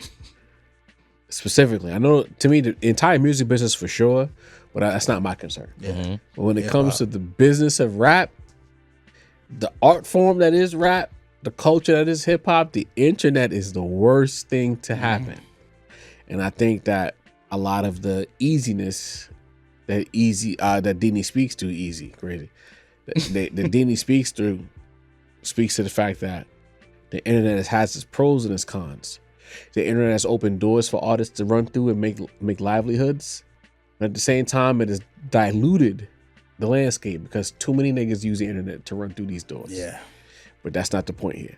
When it comes to the Gen Z thing, you guys make strong points. And Masito made a point about, you know, the 30-year gaps. 96 to 66. 2026 to 96. I don't agree with Mase, you know. I think the gap between 96 to 66 is a much more of a canyon than the gap between 96 and 2026. Especially when it comes to hip hop and the art of rap. R&B, blues, all that in the 60s, by the time it got to 96, it was something else entirely. To me, and this is my opinion, and if you really break it down to the bare bones, high level hip hop / rap translates decades. The high level shit. There's a lot of bullshit that's era to era. You know, like Snap Music ain't make it but so far. The Fushnikins niggas from yesteryear ain't make it but so far. Just so that y'all don't feel like I'm playing some regional bias. Right. Everything had its time. There's like West Coast. I would say West Coast has done a better job of sonically keeping a wave of all the regions. Yeah. Due to that G-Funk shit and that kind of that wave, almost any West Coast rapper could tap into that and it don't sound dated. Like, think about it. Rest in peace, Nipsey Hussle. Rap niggas. Before you hear him rap, you hear the beat. That you know it's a West Coast shit. You know just from the instrumental, because its roots lie in that G-Funk era to a certain degree. So, all of that being said, I believe that in 2026, with everything at your disposal and a culture that is hip-hop, that's not for everybody. They want it to be for everybody, but we've always known that there's niggas on the periphery who listen to the music and think that they're hip-hop, like Cole fans. Then you have, I always take a swipe at that. Then you got the real shit that, like, people like us, people who listen to it, they live it, they talk it, they understand why that rapper said that thing in this particular spot, why he sequenced the album a particular way, shit like that. It's a whole different tier. And if you call yourself a hip-hop head or a proprietor of hip-hop or a content creator in the vein of a hip-hop, then you have to do the knowledge, because part of being hip-hop is knowing your history. Facts. And that's my argument. It's not even about no ageism thing, because I understand young people don't give a shit. But I have a caveat to that. When I say young people don't give a shit, they live for the now, because I was guilty of that. I'm not putting it on young people now. I was aware of my history at all times. I understood who the 80s homies was, and the gods of the 80s, late 80s, early. I've always known. But my pops was like, yo, you got to do the knowledge for real. Like, really listen to this music, because he wasn't a Jay-Z guy. I was a Jay-Z guy. He was supposed to fuck go off. So, you know what I mean? I was like, all right, pops, I listen to the niggas. You know what I mean? And I did. And I did the knowledge, and I understand the lineage. And it didn't change my opinion of Jay-Z. I still think he's him. You know what I mean? But he did have to. There is no him without the foundation laid by them. Yeah. Right? If you call yourself a person who loves hip-hop, and your favorite, in some cases, Kendrick or Cole or whomever, is your avatar for what you think hip-hop is meant to be, then you have to listen to what came before. Like that's, to me, it's inexcusable.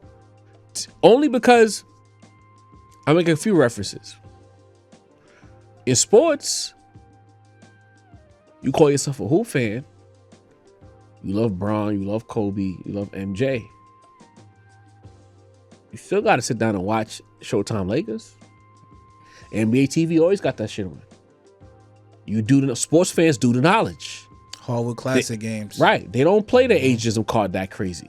Right. And if you sound too loose out the mouth when you say certain things, then we know that you haven't done the knowledge. Right. And truth be told, if them shits was in better quality, nigga, we might be watching those more than we watch some of the newest shit. When a young person is talking about the pace and space era, and how basketball is played and adjusted for pace, I'm like, did you watch the 80s? This is not new. Right.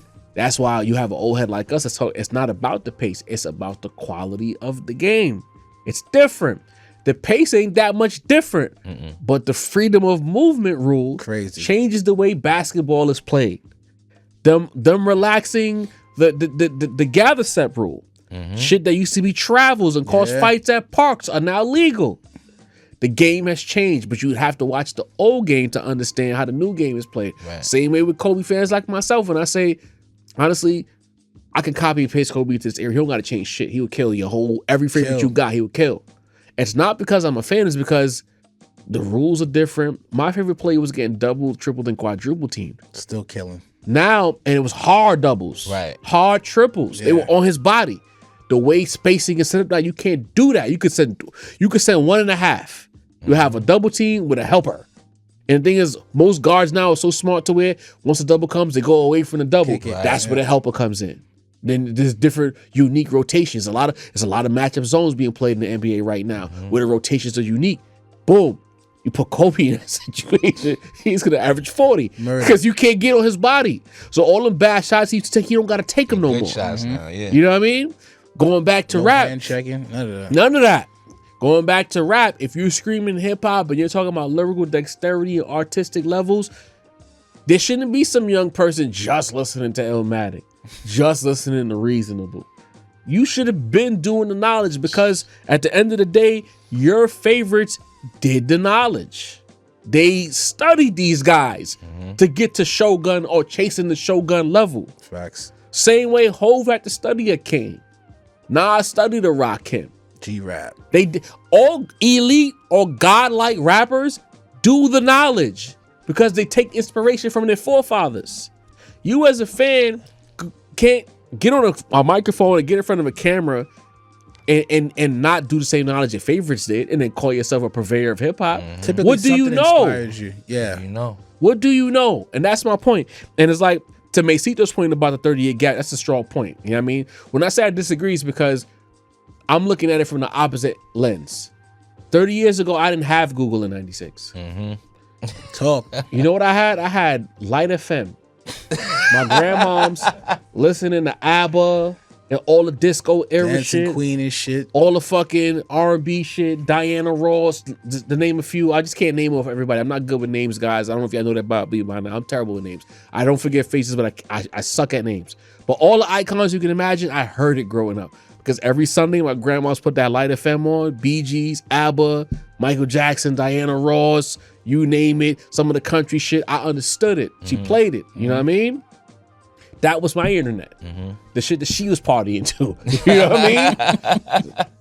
But now, if you got this iPhone or an Android, you are about, and if your service is good, you got good Wi-Fi, you're about 4 seconds away from anything. From knowledge. Yeah. You got Apple Music, you got Spotify.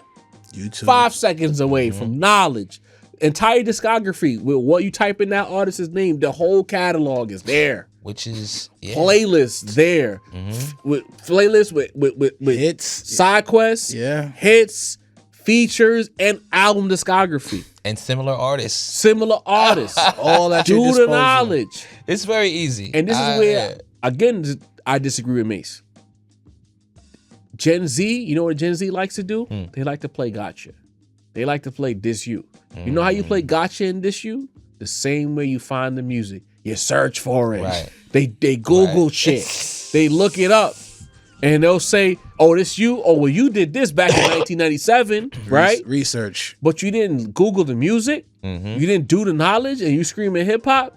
So you'll do it for nefarious things, but for educational purposes to where you can strengthen your position as a hip hop head, you refuse to do it. And as this culture goes forward, credit where it's due, they are listening now. Yeah. Fair is fair. I can't be rigid on. Yeah. But you should have been listening, is my point. You know what I mean? And the thing is, Gen Z is more resistant to people like us telling them what you should be listening to. Right. Way worse than we were. Right. Bro. When we were younger, I always tell the story. My pops told me, he gave me the Lords of the Underground tape. Said, listen to this. I still got it somewhere in my parents' crib. You know what I mean? I was receptive. I listened to my OGs because they know. They were there. And in some cases, they were outside because rappers were a lot more accessible in social environments for partying and going outside. Yeah. This internet shit has kind of muddied the waters and all of that. You know what I mean? So they had real stories. They knew that guy, or they knew the rapper himself, or they knew the niggas' mans or security, some type shit. And they put niggas on. It's the same thing. Y'all gonna be 30 and 40 soon. Right? Before you know it. You gotta do it so that you could pass it on so that this shit stays strong. You can't just wave a flag because one guy is your avatar. That's really it. That's why we don't speak the same language as them. Because we don't got one nigga that represents. We love this whole shit. That's the problem. It's a fan culture.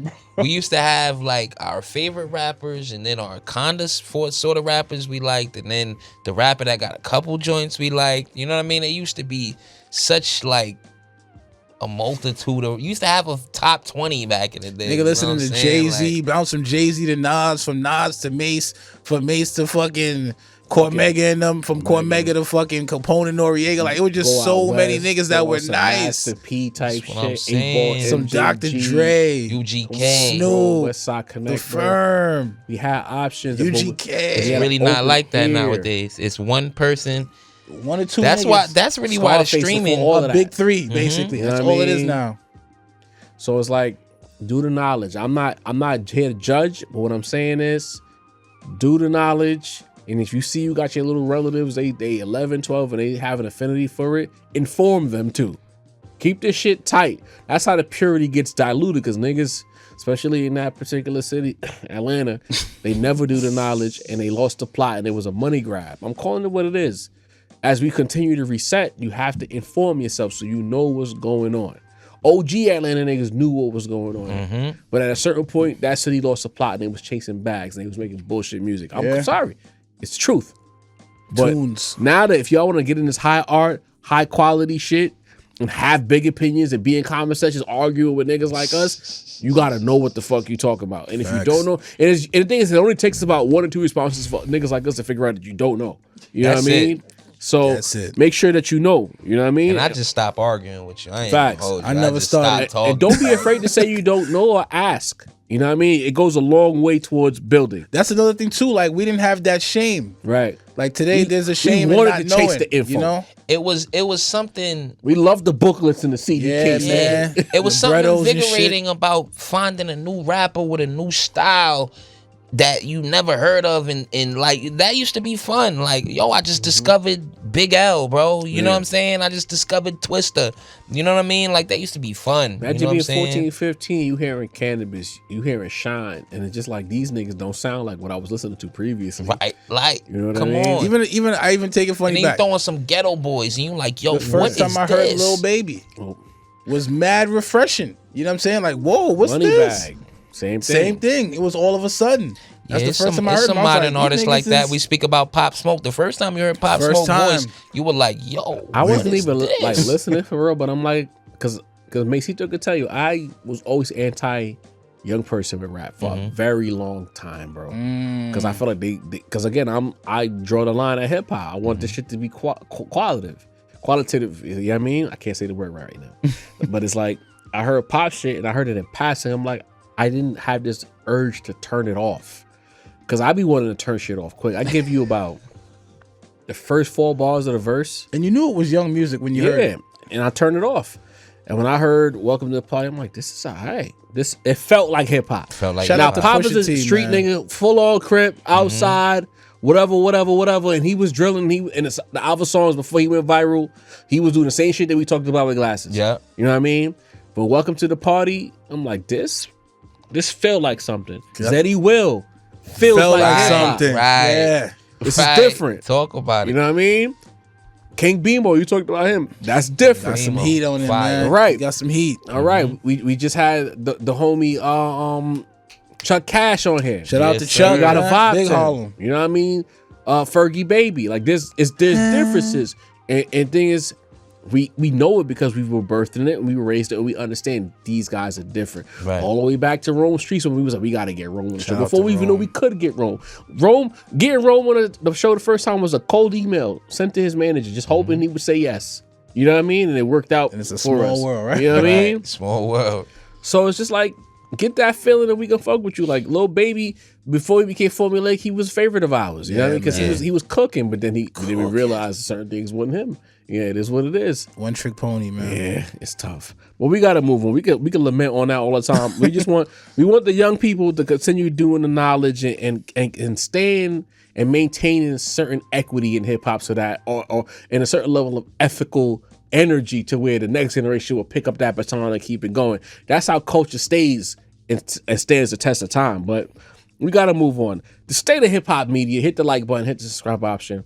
Hit the notification bell. This won't take too long. I just wanted to talk to my guys because I feel like Complex put out this list, and there's a lot of notable names. I would say I know about maybe 80% of the names on that list. People are up in arms. Like up in arms about this list. There's been so many reactions to the list. Hell, we didn't talk about the creator list. Because we don't give a fuck.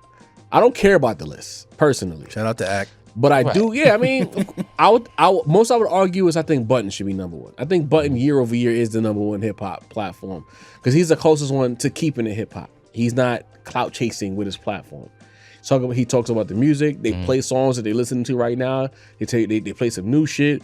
They interview artists and then they get on. They goofy and they comedic, whatever. So I would say that Button is a universal number 1 year over year for me, especially with the reach, But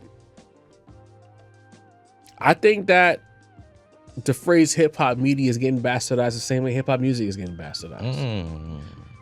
Because I see some names on there, and I don't think they hip hop media. And I think that we need to draw a line, much like I love to do. There's rap and then there's hip hop. There's rap media, which I think academics is rap media. There is hip hop media, and I think Button does a better job of representing hip hop media. Masito, when I say that, what do you think about my idea that Complex throwing everything together as hip hop is actually incorrect? That is interesting, and I don't disagree with the way that you describe each academics and Joe. I just think it's difficult because of the interaction between the two, right? So, Ak and Joe, I'm cool with either of them being number one. I think that's the clear top two in you know, the landscape right now. So, and I think I understood within. I think the battle between Joe and Ak is that Joe comes with the cast and Ak comes solo. Pause to both of those. Sheesh.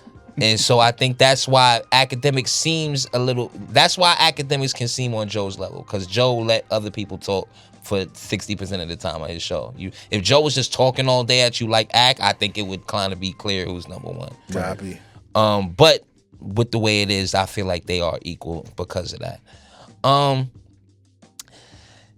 That's interesting, right? Because one represents clickbait, one represents, I think, algo hustling, as Ebro called it the other day. I think who are top tier algo hustlers. Right. So I understand it, right? But I think the problem is in this wild, wild west of the internet, everybody is playing the same game. You know what I'm saying?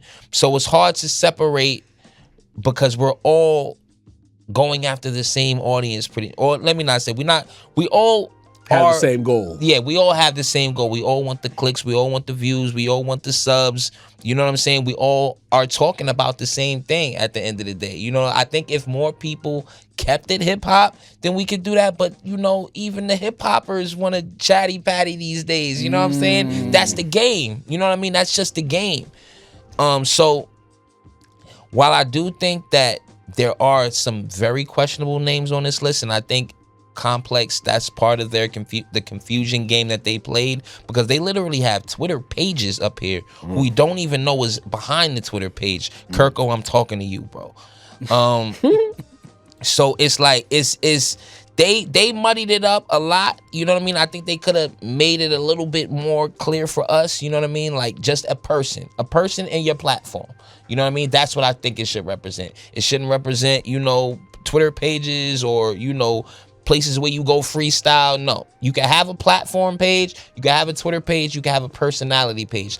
I think that should have been the way they differentiated things. And though I do agree with the soul of your statement, right? I do feel it personally. I think it's just not a game that could possibly be played right now. You know what I mean? Okay. Why not though? I think we benefit from borders and lines being drawn, so we know the difference. I think the blending, especially with the internet, has really conflated things to where people don't know A from B. Right, but I think these people, these platforms, these personalities play into blending the role as much, right? There's some things that some guys shouldn't just be talking about, right? Like, you know, and that's the type of thing, right? Like, and listen, Glasses, you know you my guy, but it's like that, right? Like it sends, it's a weird message to say, hey, this isn't hip hop, I'm hip hop, but we're gonna talk about this all day. That's the type of blending of lines I feel like that the creators are doing as much as things like that. Okay, fair play. Dini, what are your thoughts on me saying that there's a clear line between rap media and hip hop media?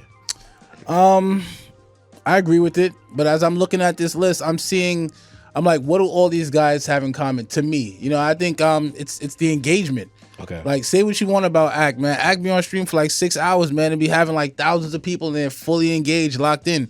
When he get on his little drunk, chatty patty, like they're in there. You get what I'm saying? Like, I don't think Joe do that. I don't think Joe does like just streams of conscious, you know what I'm saying, just all day long. He kind of gets up there with his crew. Mm-hmm. He talks with whatever they're talking about. Like, Act does this all day long. He's a streamer. Streamers are on a different level than podcasters, because most podcasters are 2 hours. Mm-hmm. Like, streamers will be online, nigga, for 10 hours and have a marathon show. Like, they're the way they build their audience, the way they collab with the audience, it's a whole different kind of level. I don't want to talk to nobody for that long. Respect. But that's the thing that's special about Act, because Act is talking to himself. I can't even. That's a lunatic. You know, but I think, like, shout out to Plaque Boy Max, but I wouldn't count that as a hip hop. You know what I'm saying? Ebro, shout out to him for what he's doing. Kirko, shout out, like, Rory and more. A lot of these dudes also unveil a lot of shit. A lot of, like, things we don't know about hip hop unveiled on these shows. They're connected. There you go. I'm not even too familiar with On, you know, but as I'm looking at the list, I'm like, a lot of these people, a lot of unveiled information. Number 11 was, oh no, I don't know who it that says, is. Actually. Yeah, I don't know who that is either. Yeah. A lot of high profile guests.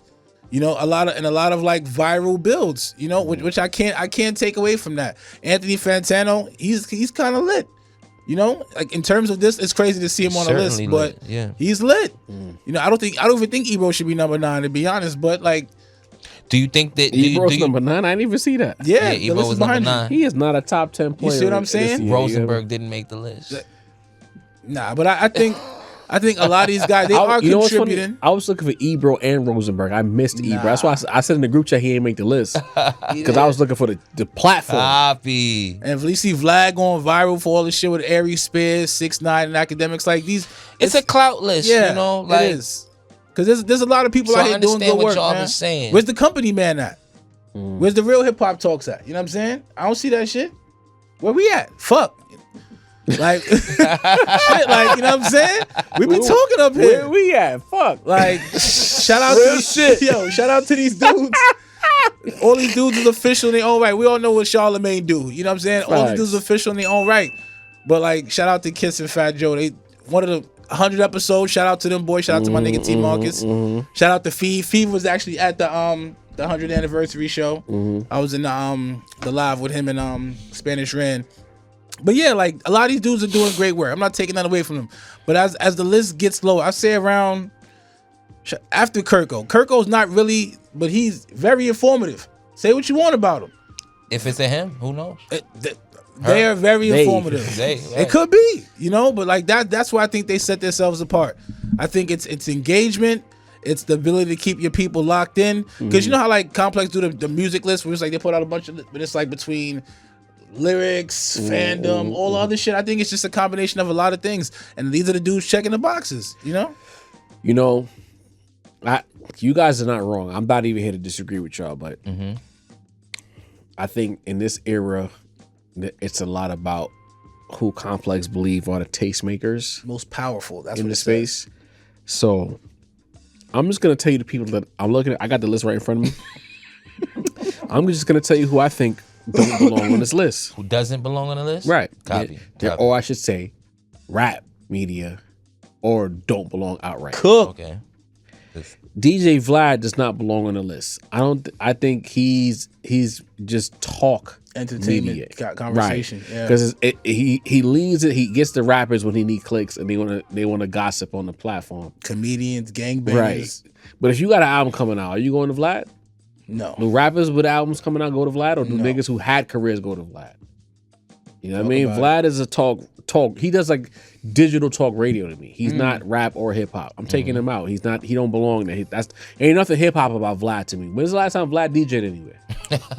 I know he's still DJing. All right. No, that's not taking away from, you know, the work he does. It's just not not hip hop. I think I agree with that. There's been a lot of fucking niggas in financial business up there. You know, he talks to everybody. Yeah, he got some classic. He got talk radio, bro. Yeah, he got Hitman from the Mob, all type of shit. Like, but it's not. I agree, y'all. I'm not mad at Fantano.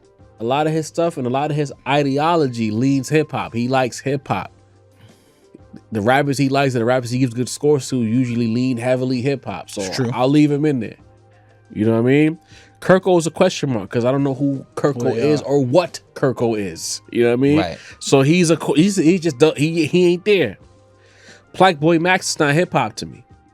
Black Boy Max is a streamer that happens to rap. So I'll put him in rap media. But to me, Black Boy Max, if he says a rapper is hot, it's not any artist tangible. They don't do nothing. Please point me in the direction of him breaking news or telling you artists is popping I need to know about that actually matter. You know what I mean? Whether rap or hip hop, that is. Black Boy Max is a streamer that's black. He leans hip hop with his fashion and the way he talks. But he ain't pushing culture. I don't think it's hip hop culture. Like the most hip hop shit I be hearing about Black Boy Max is like with his issue with rap is like with Lil TJ, 5E, right. Shit like that. It's weird, and they didn't respect him. But I digress. He's like in a light heavyweight championship division to me. I think he does provide that for a certain demo, but he should definitely be on the the big rap boys. side. Guess what, Mace? I don't think he's hip hop. Yeah. I'm sorry. I'm not mad at you. You're not gonna change my mind. I'm not mad at you without that. On the radar. Oh, okay. That's anybody can be on the radar, whether they rappers or they hip hop. Yeah. So I don't even know how to place that. So I'm gonna leave them alone. You know what I mean? They're a question mark. Kai Cenat to me is the final boss of the Black Boy Max bracket. Like it's streaming. It's neither. He's just a streamer. You know what I mean? Anybody goes up there. You know what I'm saying? Kevin Hart. Shit. Big Bang, Mesito, I rely on you. I'm not familiar with Big Bang. Is he hip hop? He's hip hop. I like Big Bang. He's hip hop. He's had some of the more impactful interviews. Okay. Real that shit. famous Thug interview and that everybody. Right. Oh, that's Big Bang. That's him. Big Bang. Yeah. OG Whoop Atlanta dee-doo. nigga. Yeah, that nigga. Hip hop because he had to be. You know what I mean? Yeah. Shout out Frazier, been on the platform. Salute. We know he's ahead. We know Frazier. Shout out to Frazier, I don't gotta man. waste time with that. That's a fact. John Caramanica and Joe Caracelli. Like, I don't know. I'm not familiar. But are those the guys that do the pod with Jadakiss? This is Jadakiss sounds Italian sometimes. Nah, that's Jewish on guys? it's the real John Caramanica. He's like he used to write about hip hop back Neon in the day. is crazy. Okay. His name is going to be behind a lot of the classic hip hop stories from So I'll back leave in him the day. there. He's hip hop. He's hip hop. Bootleg Kev is hip hop. Neon doesn't belong anywhere near our culture. Like, what is going on? Rap or he's a goofy. He just does goofy streamer shit. Come on. And I say that with no disrespect. I'm just saying everything I've ever seen of Neon is him being a goofy. Yeah. And that's his brand. You know what I mean? Brand. I agree. Trap Lord Ross is crazy. Nardwuar, hip hop, I don't know about that. I would. I'm on the fence. A lot of the shit I know of Nardwuar is hip hop shit though. I can't lie. Laura LaRose. How is he? Go ahead, Macy. Go ahead. How is Nardwuar powerful in hip hop media though? That word was powerful. That was the word. I take him off, y'all. Shannon Sharp. It's clout. It's clout. Right. It's not even. Let me cook, Danny. Let me cook. I'm going bro. through the list. That's crazy. Lauren LaRosa. That's of Power 105. She's gossip. She's not hip hop or rap. That's a gossip monger. That speaks legalese. That's cited through Charlemagne though. No, she's not hip hop, bro. She's not rap or hip hop. She is gossip. You're not capping. Shannon Sharp is not hip hop or rap. He's just a platform that any and everybody could get on. That's crazy, no? Shannon Sharp is crazy. It's terrible list. Yeah, I don't think have you had a hip hop artist on there? He had plenty, but what that mean? Oprah had hip hop artists up there. Forgive me. Art of dialogue, not rap or hip hop. That is also talk to me. Niggas go up there to just gossip and tell stories and sometimes end up in jail. Right. You know what I mean? Damn. It's talk radio. It's not hip hop. He's not. Again, if you're a rapper or a hip hop artist, are you going to Art of Dialogue to promote your music? No. Is Art of Dialogue himself providing any opinions on the culture? No. Or is he? And he was there when it happened. That's not hip hop. That's not how. That's how he sound. That's how he sound. Oh shit. That's how he sound. I'm dead. I'm gonna tell the truth. I don't know who Alphonse Pierre is. Me either. According to the guy, the hip hop guy at Pitchfork, and we always hate fuck Pitchforks. out of here. Anyway, Pitchforks from hip hop review. Anyway, get the fuck out of here. You know what I mean? That's real. Like I'm Dante or Dante. I know. Don't know who that is. I've seen this a lot. They're hip hop. I've seen this a lot. I Fair think play. But they feel like an entity other than just a individual. Okay, and we know Head and Views are hip hop. Arshawn Joade? Who the fuck is that? I can't even. I got nothing for you there. I'm sorry. I got a problem with Gina Views though. Much love to Gina Views doing her thing. We love getting in the booth. We love the energy. Gina Views, for the most part, she's everything the culture needs in the space from a lady, especially from the ladies. Good energy. Yeah. But I got mad at her because she had that interview of mine. She was like, she didn't know about the Best of You. Yeah, that was kind of crazy. Kiss. I'm like, sis, how you not know? Out of line. How you the bar? Because the thing is, there's so much lore attached to those two records. Yeah. The whole history. You could argue the whole Kiss versus Beans battle is because of those two songs. You know what I mean? And the Fiesta joint as well. Yeah, that gave us jersey dresses, bro. I'm sorry, bro. Like, come on. That's as culture as it gets. Maya had a song with Kiss and fucking Silk the Shocker. Come on, man. Come on, Gina. Dog. Come on, Gina. But everybody that I named, get them off the list. There ain't shit hip hop about them. To me. You know what I mean? But nevertheless, that's my opinion. Shout out to my brothers. Masito, what you got for us on the hip hop side? Hit the like button. Yes, hit sir. the subscribe option. Hit the notification bell. Sir. Young rap news with Masito, or maybe industry news. I just don't know. Let's figure it out. I got a little bit of news. You know, we got to follow up on a lot of information that we give. You know what I mean? A lot of people go around talking about stuff that we already talked about for like years, and they watch our shit and then just regurgitate it. And also, fellas, I'm gonna ask. You know, I really wish Sin was here, but I'm gonna ask you two to recklessly speculate in a second. I love doing that. But let's get to the news, because not too long ago, remember I told you that old boy was trying to buy UMG, put up the $64 billion to try to buy UMG. I told you it was all that the situation with Spotify was all interconnected. Now UMG has officially sold half of their shares from Spotify. Very unexpected, because back in January, Spotify and UMG just re-signed a multi-year deal. So kind of flies in the face of it, right? So with these, you know, them selling half of their stocks can mean a few different things, right? One thing we do know is that, or one thing that they're allegedly claiming, is that this sale will, you know, basically put money in the pockets of a lot of artists. You know, I don't know how it's working around on the mid to low tier level, and I don't mean quality, I just mean clout. But the high tier, the super mainstream, the Taylors, the Kendricks, the Sabrina Carpenters, the Drakes, all of these people are getting paid from this sale. The cash cows, basically. The cash cows are cashing out. There's been multi numbers, but they saying it might be worth as much as 1.4 billion for the stocks that they're selling off. Wow. So they'll share those out the way they want to. Also, you know, them getting out of the Spotify game is going to be interesting, because we know that, you know, the issues that UMG has had from multiple places. You know, Drake's not the only person suing them, right? We have multi people. Fred Durst, Salt and Pepper. Yeah, Dean, I'll really be getting into his research. I nigga. see you. Damn, I ain't heard that name in a minute. So, you know, they're being sued by multiple people right now about, you know, earnings, about what they've done. That, combined with the Bill Ackerman potential sale, is very interesting, along with the fact that there's even talk about Lucian being replaced. There's a lot going on at the top of the music game right now that's very interesting. Now, is this good for Spotify? I don't necessarily know. So. When you look at the Spotify, you know, their press meetings and their quarterly meetings that they've been giving. What's up, Jarv? It's funny you mention that, because there's been this white lawyer on Twitter that's just like, he goes on his workouts, and he's been talking about, I threw it in the group chat. You know what I mean? You know, I've been watching, boy. And he basically saying that the inner workings of everything you just mentioned, essentially, at Universal, is why he believes that ICEMAN is basically Drake waving a white flag, like, yo, I'm gonna chill out, putting everything on ice, because there are in fact a lot of moving parts legally within UMG.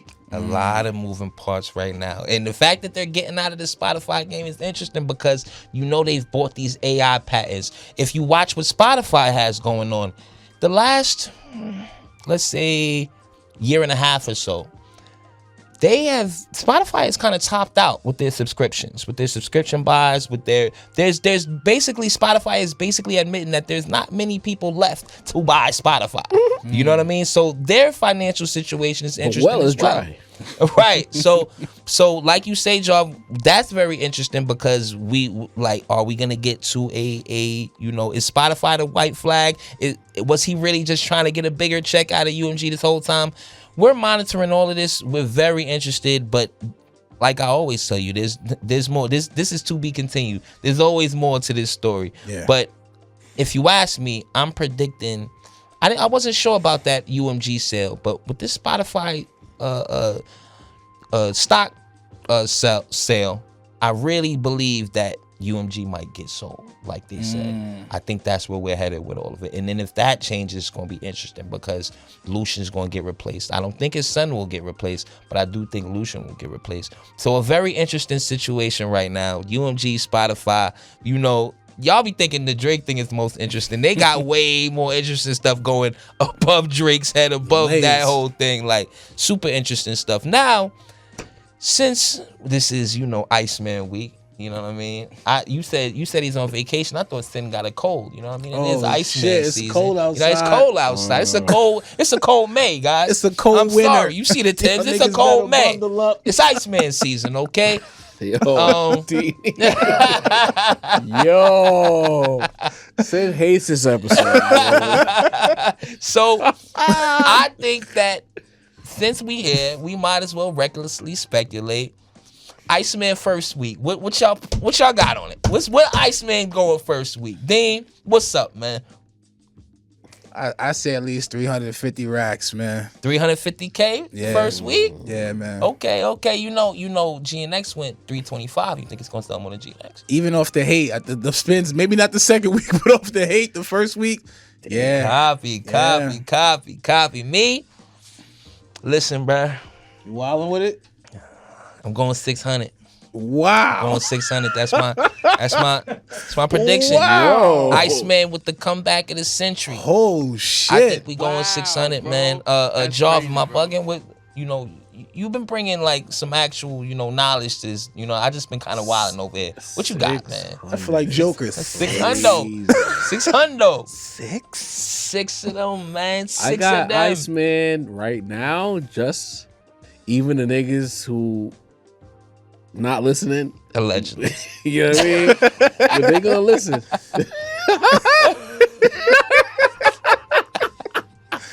I see something very interesting. I gotta show you, Jarv. I gotta show you some shit. It's a lot of curiosity out here. Hey. Oh shit. Oh man, they just trying to stay abreast, Jarv. That's it. Man. That's it. it. Got a pot about something, right? Right. I got Iceman just based on anticipation, the thirstiness of Drake fans, curiosity listens, and hate listens combined. Mm-hmm. Somewhere between 450 and 500 first week. Wow. Okay. Jarv giving 450 to 5. Cole Dean got say 350. Cole got almost 300. Right. With no music ahead of it.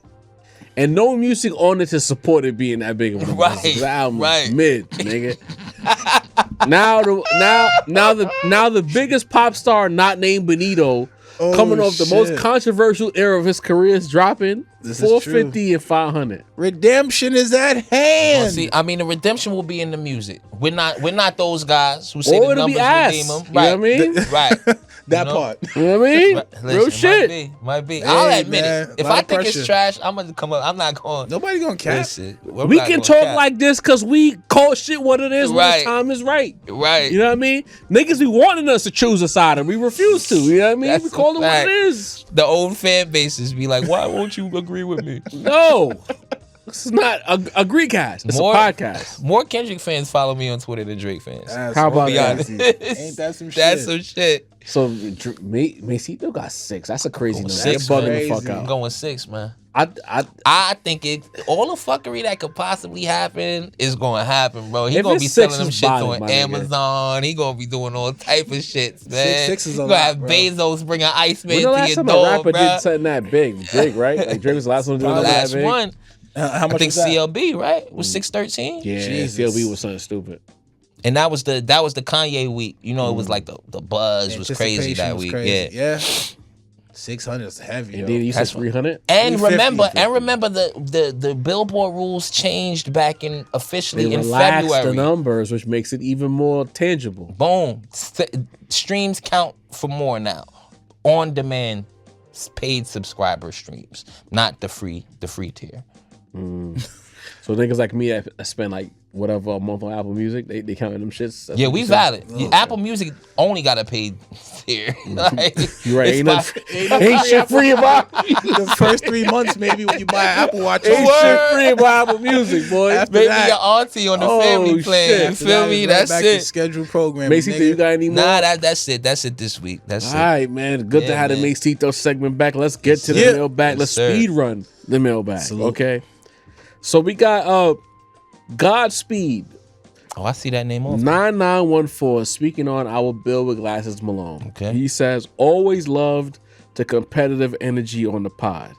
Bringing Glasses to speak for himself was a class move. Appreciate you. Salute you. Good speed, you know what I mean? Salute the Glasses too. Some people are too busy choosing sides. I agree with Glasses and this and that. And it's like, you don't even understand. Like again, things should be happening right in front of them, but they don't even realize. Like, Glasses is texting me videos while we on the stream for me to play on the pod. Like, I got the guy's number.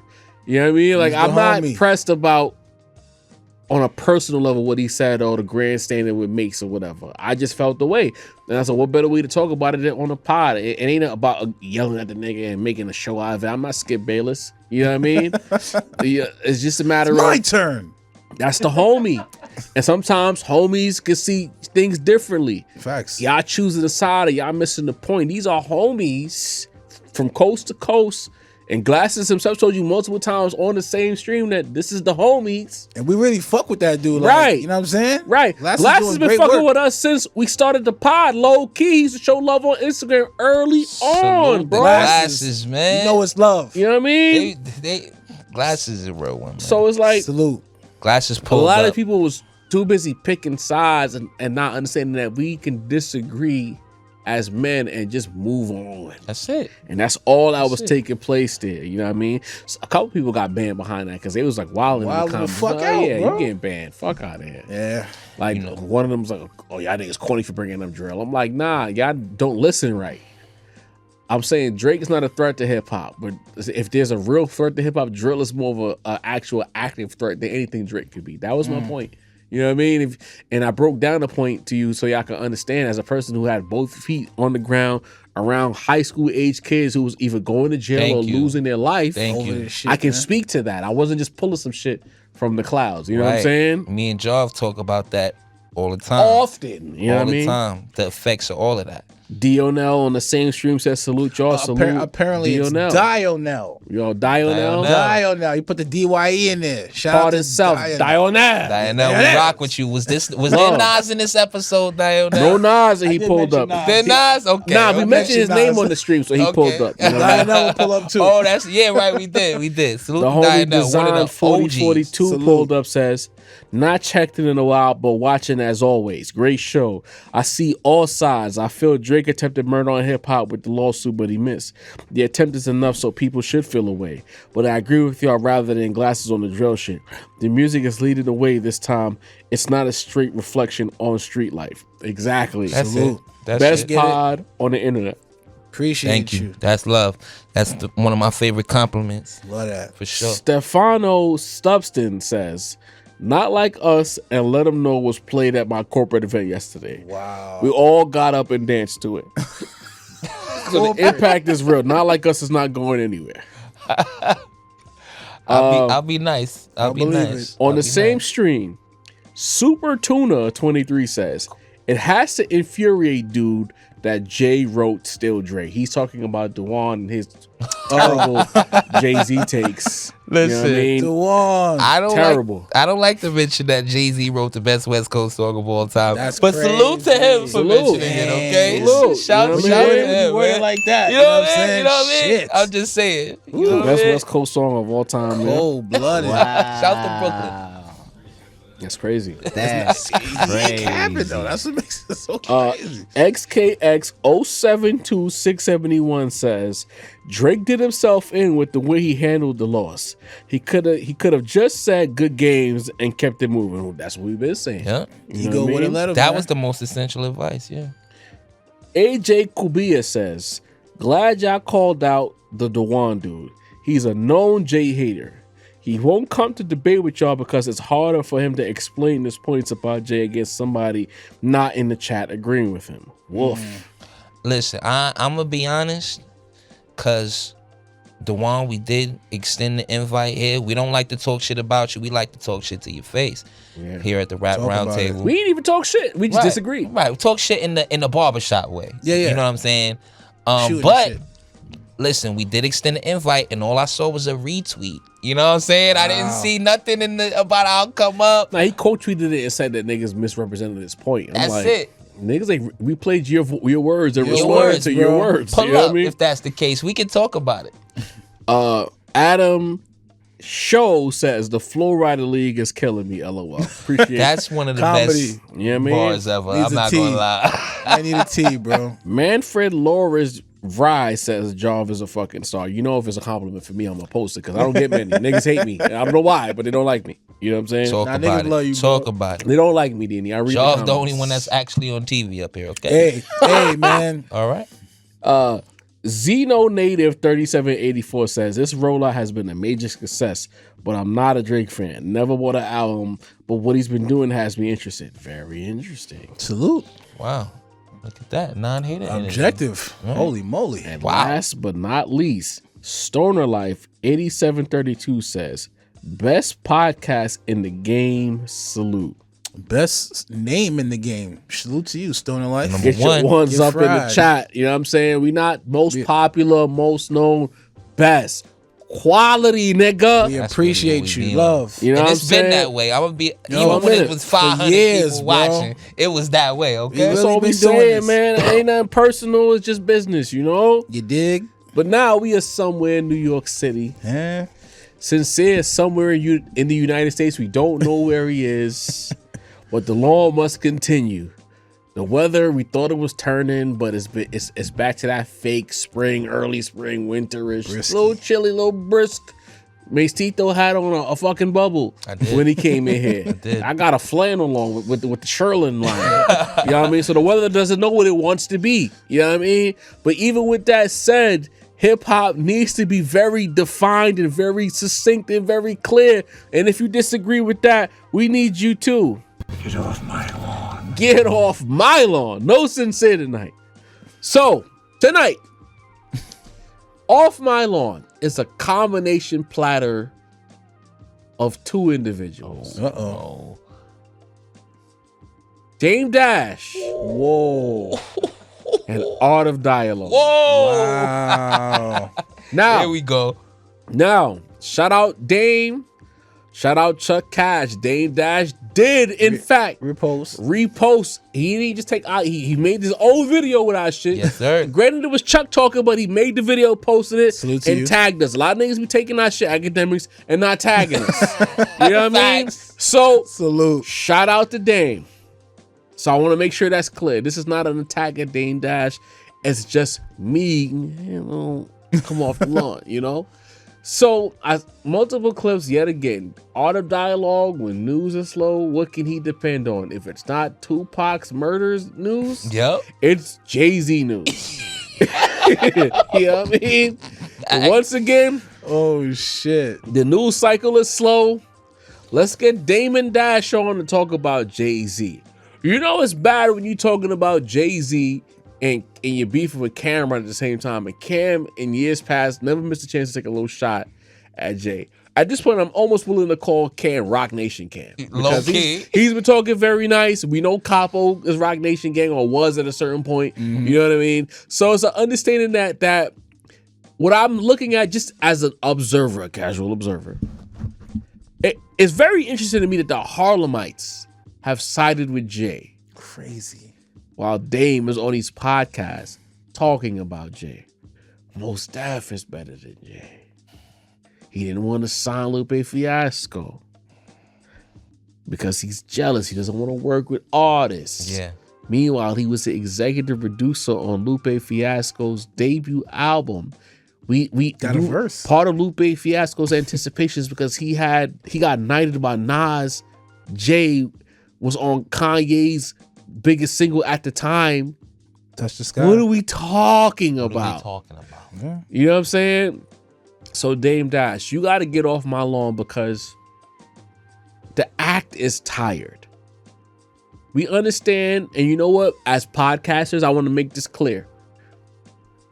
We understand that there's currency involved in everything that you do, where a camera's involved and the stream is involved. Yeah. But it's like, it's become pro wrestling now. You're finding things to say about Jay-Z to go viral. I'm beginning to believe, and I know in my heart I believe it now. He doesn't believe 75% of what he says about Jay-Z. He just says it because there's a check involved. They're paying him to say the thing, and he's not above saying the thing because why not? Charlemagne platformed him. He's going to be attacked. Art platforms him. He can get his shit off. He's a man of integrity, Dame Dash. He won't talk to Vlad. You'll never see Dame Dash in front of Vlad. Never. Yeah. Never. You know what I mean? But Art, Lil Vlad, he gonna do it. With the same font. Right. Oh, damn. He's gonna do it.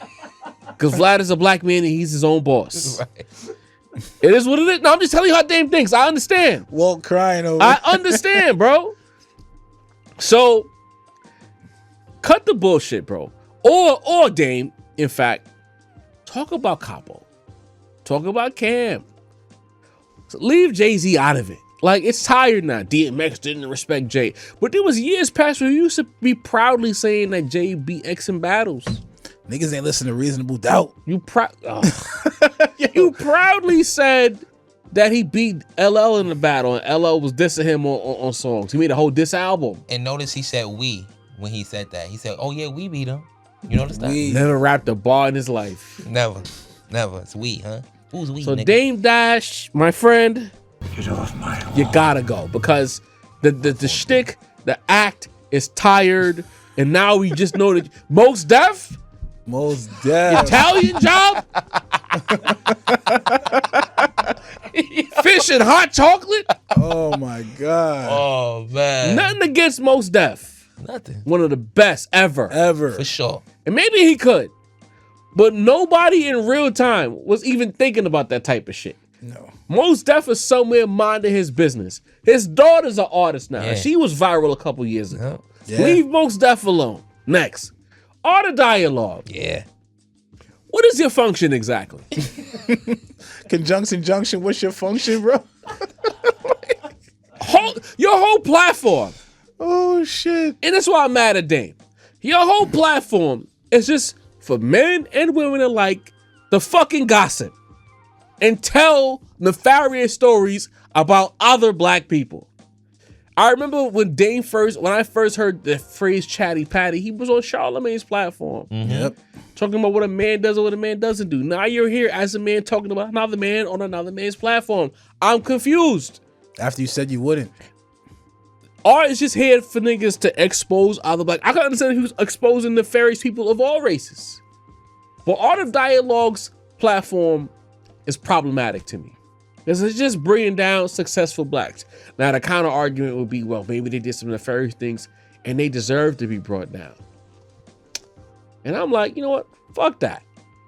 There's mad white people, Hispanic people, Asian people who do nefarious things. Is there an Art of Dialogue for those people? Nope.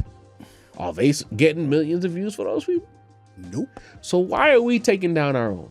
When are we going to take a page from them people over there to quote Sin and stop airing out our fucking dirty laundry. And some of the people you platform are not to be trusted. Facts. They have done a lot of bullshit. Mm-hmm. And quite frankly, let's put it on wax. Had they been successful individuals or individually, they would not be on Art's platform getting paid to fucking gossip. So Art of Dialogue, you gots to go. Get off my lawn. You add nothing to the culture. You're not hip hop. You're a gossip monger. You're a fear mongerer. And in some cases, you're a clout mongerer. And it adds nothing to the space besides people going viral for saying things that they could potentially be sued for, or we just know it's bullshit, or they end up in jail. Word to Gene Deal. You ain't adding shit to the space. Now, granted, Tupac, the guy who lined up Tupac, allegedly, right? He deserves to go to jail. Yeah, for sure. I don't want to get that misconstrued. For sure. But all the other shit that you're trying to piggyback on the back of what Gene Deal did, you kept platforming him and getting him and telling himself time and time Crazy. again. Nigga, if you got the Epstein list, show it. If not, stop fucking platforming this bullshit. Facts. Why is Jaguar right on his show? Oh God, Jag. Why is anybody else talking about anything? The fucking who was the bad boy security guard nigga? Gene Deal. Oh, Gene Deal. No, who's the guy who got locked up? Who said who allegedly murdered Tupac? Keefe D. Keefe D. Pardon, so I was talking about Keefe. Keefe's and he locked up right now? Yeah. Keefe's locked. Mason even correct me. I mean, you're saying wrong shit. Gene Deal, the bad boy security guard, blowing up Diddy. And you know what? Diddy deserved to get cinched on. Diddy's a nefarious guy. You know what I mean? But don't come on and tell me all the things the bad person does and act like you around all the bad things. You beat me to it. You know Gene Deal was there looking at this nigga do that shit. And taking them sign checks. Smelled the baby oil himself. and then again, taking the sign checks from Art, nigga. Right. Keefe D2 not bright enough to realize he's telling on himself. Even while Art be asking him, he ain't Vlad, nigga. Art be asking him follow-up questions. So tell us how it happened. What do you mean? And you guys were at the casino when same place Tupac was at? Did he do the fake goof? Shit. Why would you do that to Tupac? Right. He be playing fake goofy. And then these niggas be answering it. All the dialogue, look, man. Get off my I'm trying to keep Now, granted, you have done some good. Tupac's murder, Diddy being a scumbag. We understand that. You know what I mean? But the feds was on Diddy long before Art. Sorry. You know what I mean? Yeah. We was telling y'all years ago. I was hearing about Diddy when I was like a freshman in high school. Mad years ago. It was inevitable that it would go down the way it went down. You're not adding anything to the space. For all the good that you do to me, you're doing bad by just letting niggas come and just get their shit off on other black people. Take a page out the other racist book. Keep things indoors. Keep things inside. Keep things in-house. Close the decks. Please. And if you don't subscribe to that, you like nefarious shit. Get off my lawn. This is episode 148 of the Rap Roundtable. 150 on the way. Denny the Balance. Take us home, man. You know the vibes. To each and every one of you amazing folks watching right now, whether on the live or the spin back, please. The Joel Santana voice, please. You know what I'm saying? Please. The guy who did more damage to Rockefeller than anybody else. Low key. Please. You know what I'm saying? Please hit the like, subscribe, tell a friend to tell a friend. Hit the subscribe. That's so important. It's free. You know how much we love y'all. To all the super chatters, we appreciate every single dollar you send. Yes, sir. It goes back into the brand and we coming with more heat. Shout out to Masito, voice of the culture. Appreciate Shout out to my guy Jarv, hardest working man in show business. Sincere, we love you, my guy. Don't kill us. Even when you're not Super here, producer. you're always here. I'm Deanie the Balance of the Force. Shout out to my guy Walt in the cut. Ginobili. And with our powers combined, you know what it is. Episode 148 of the Rap Roundtable. We fucking out of here. We love you. Ow! Yeah. Another one.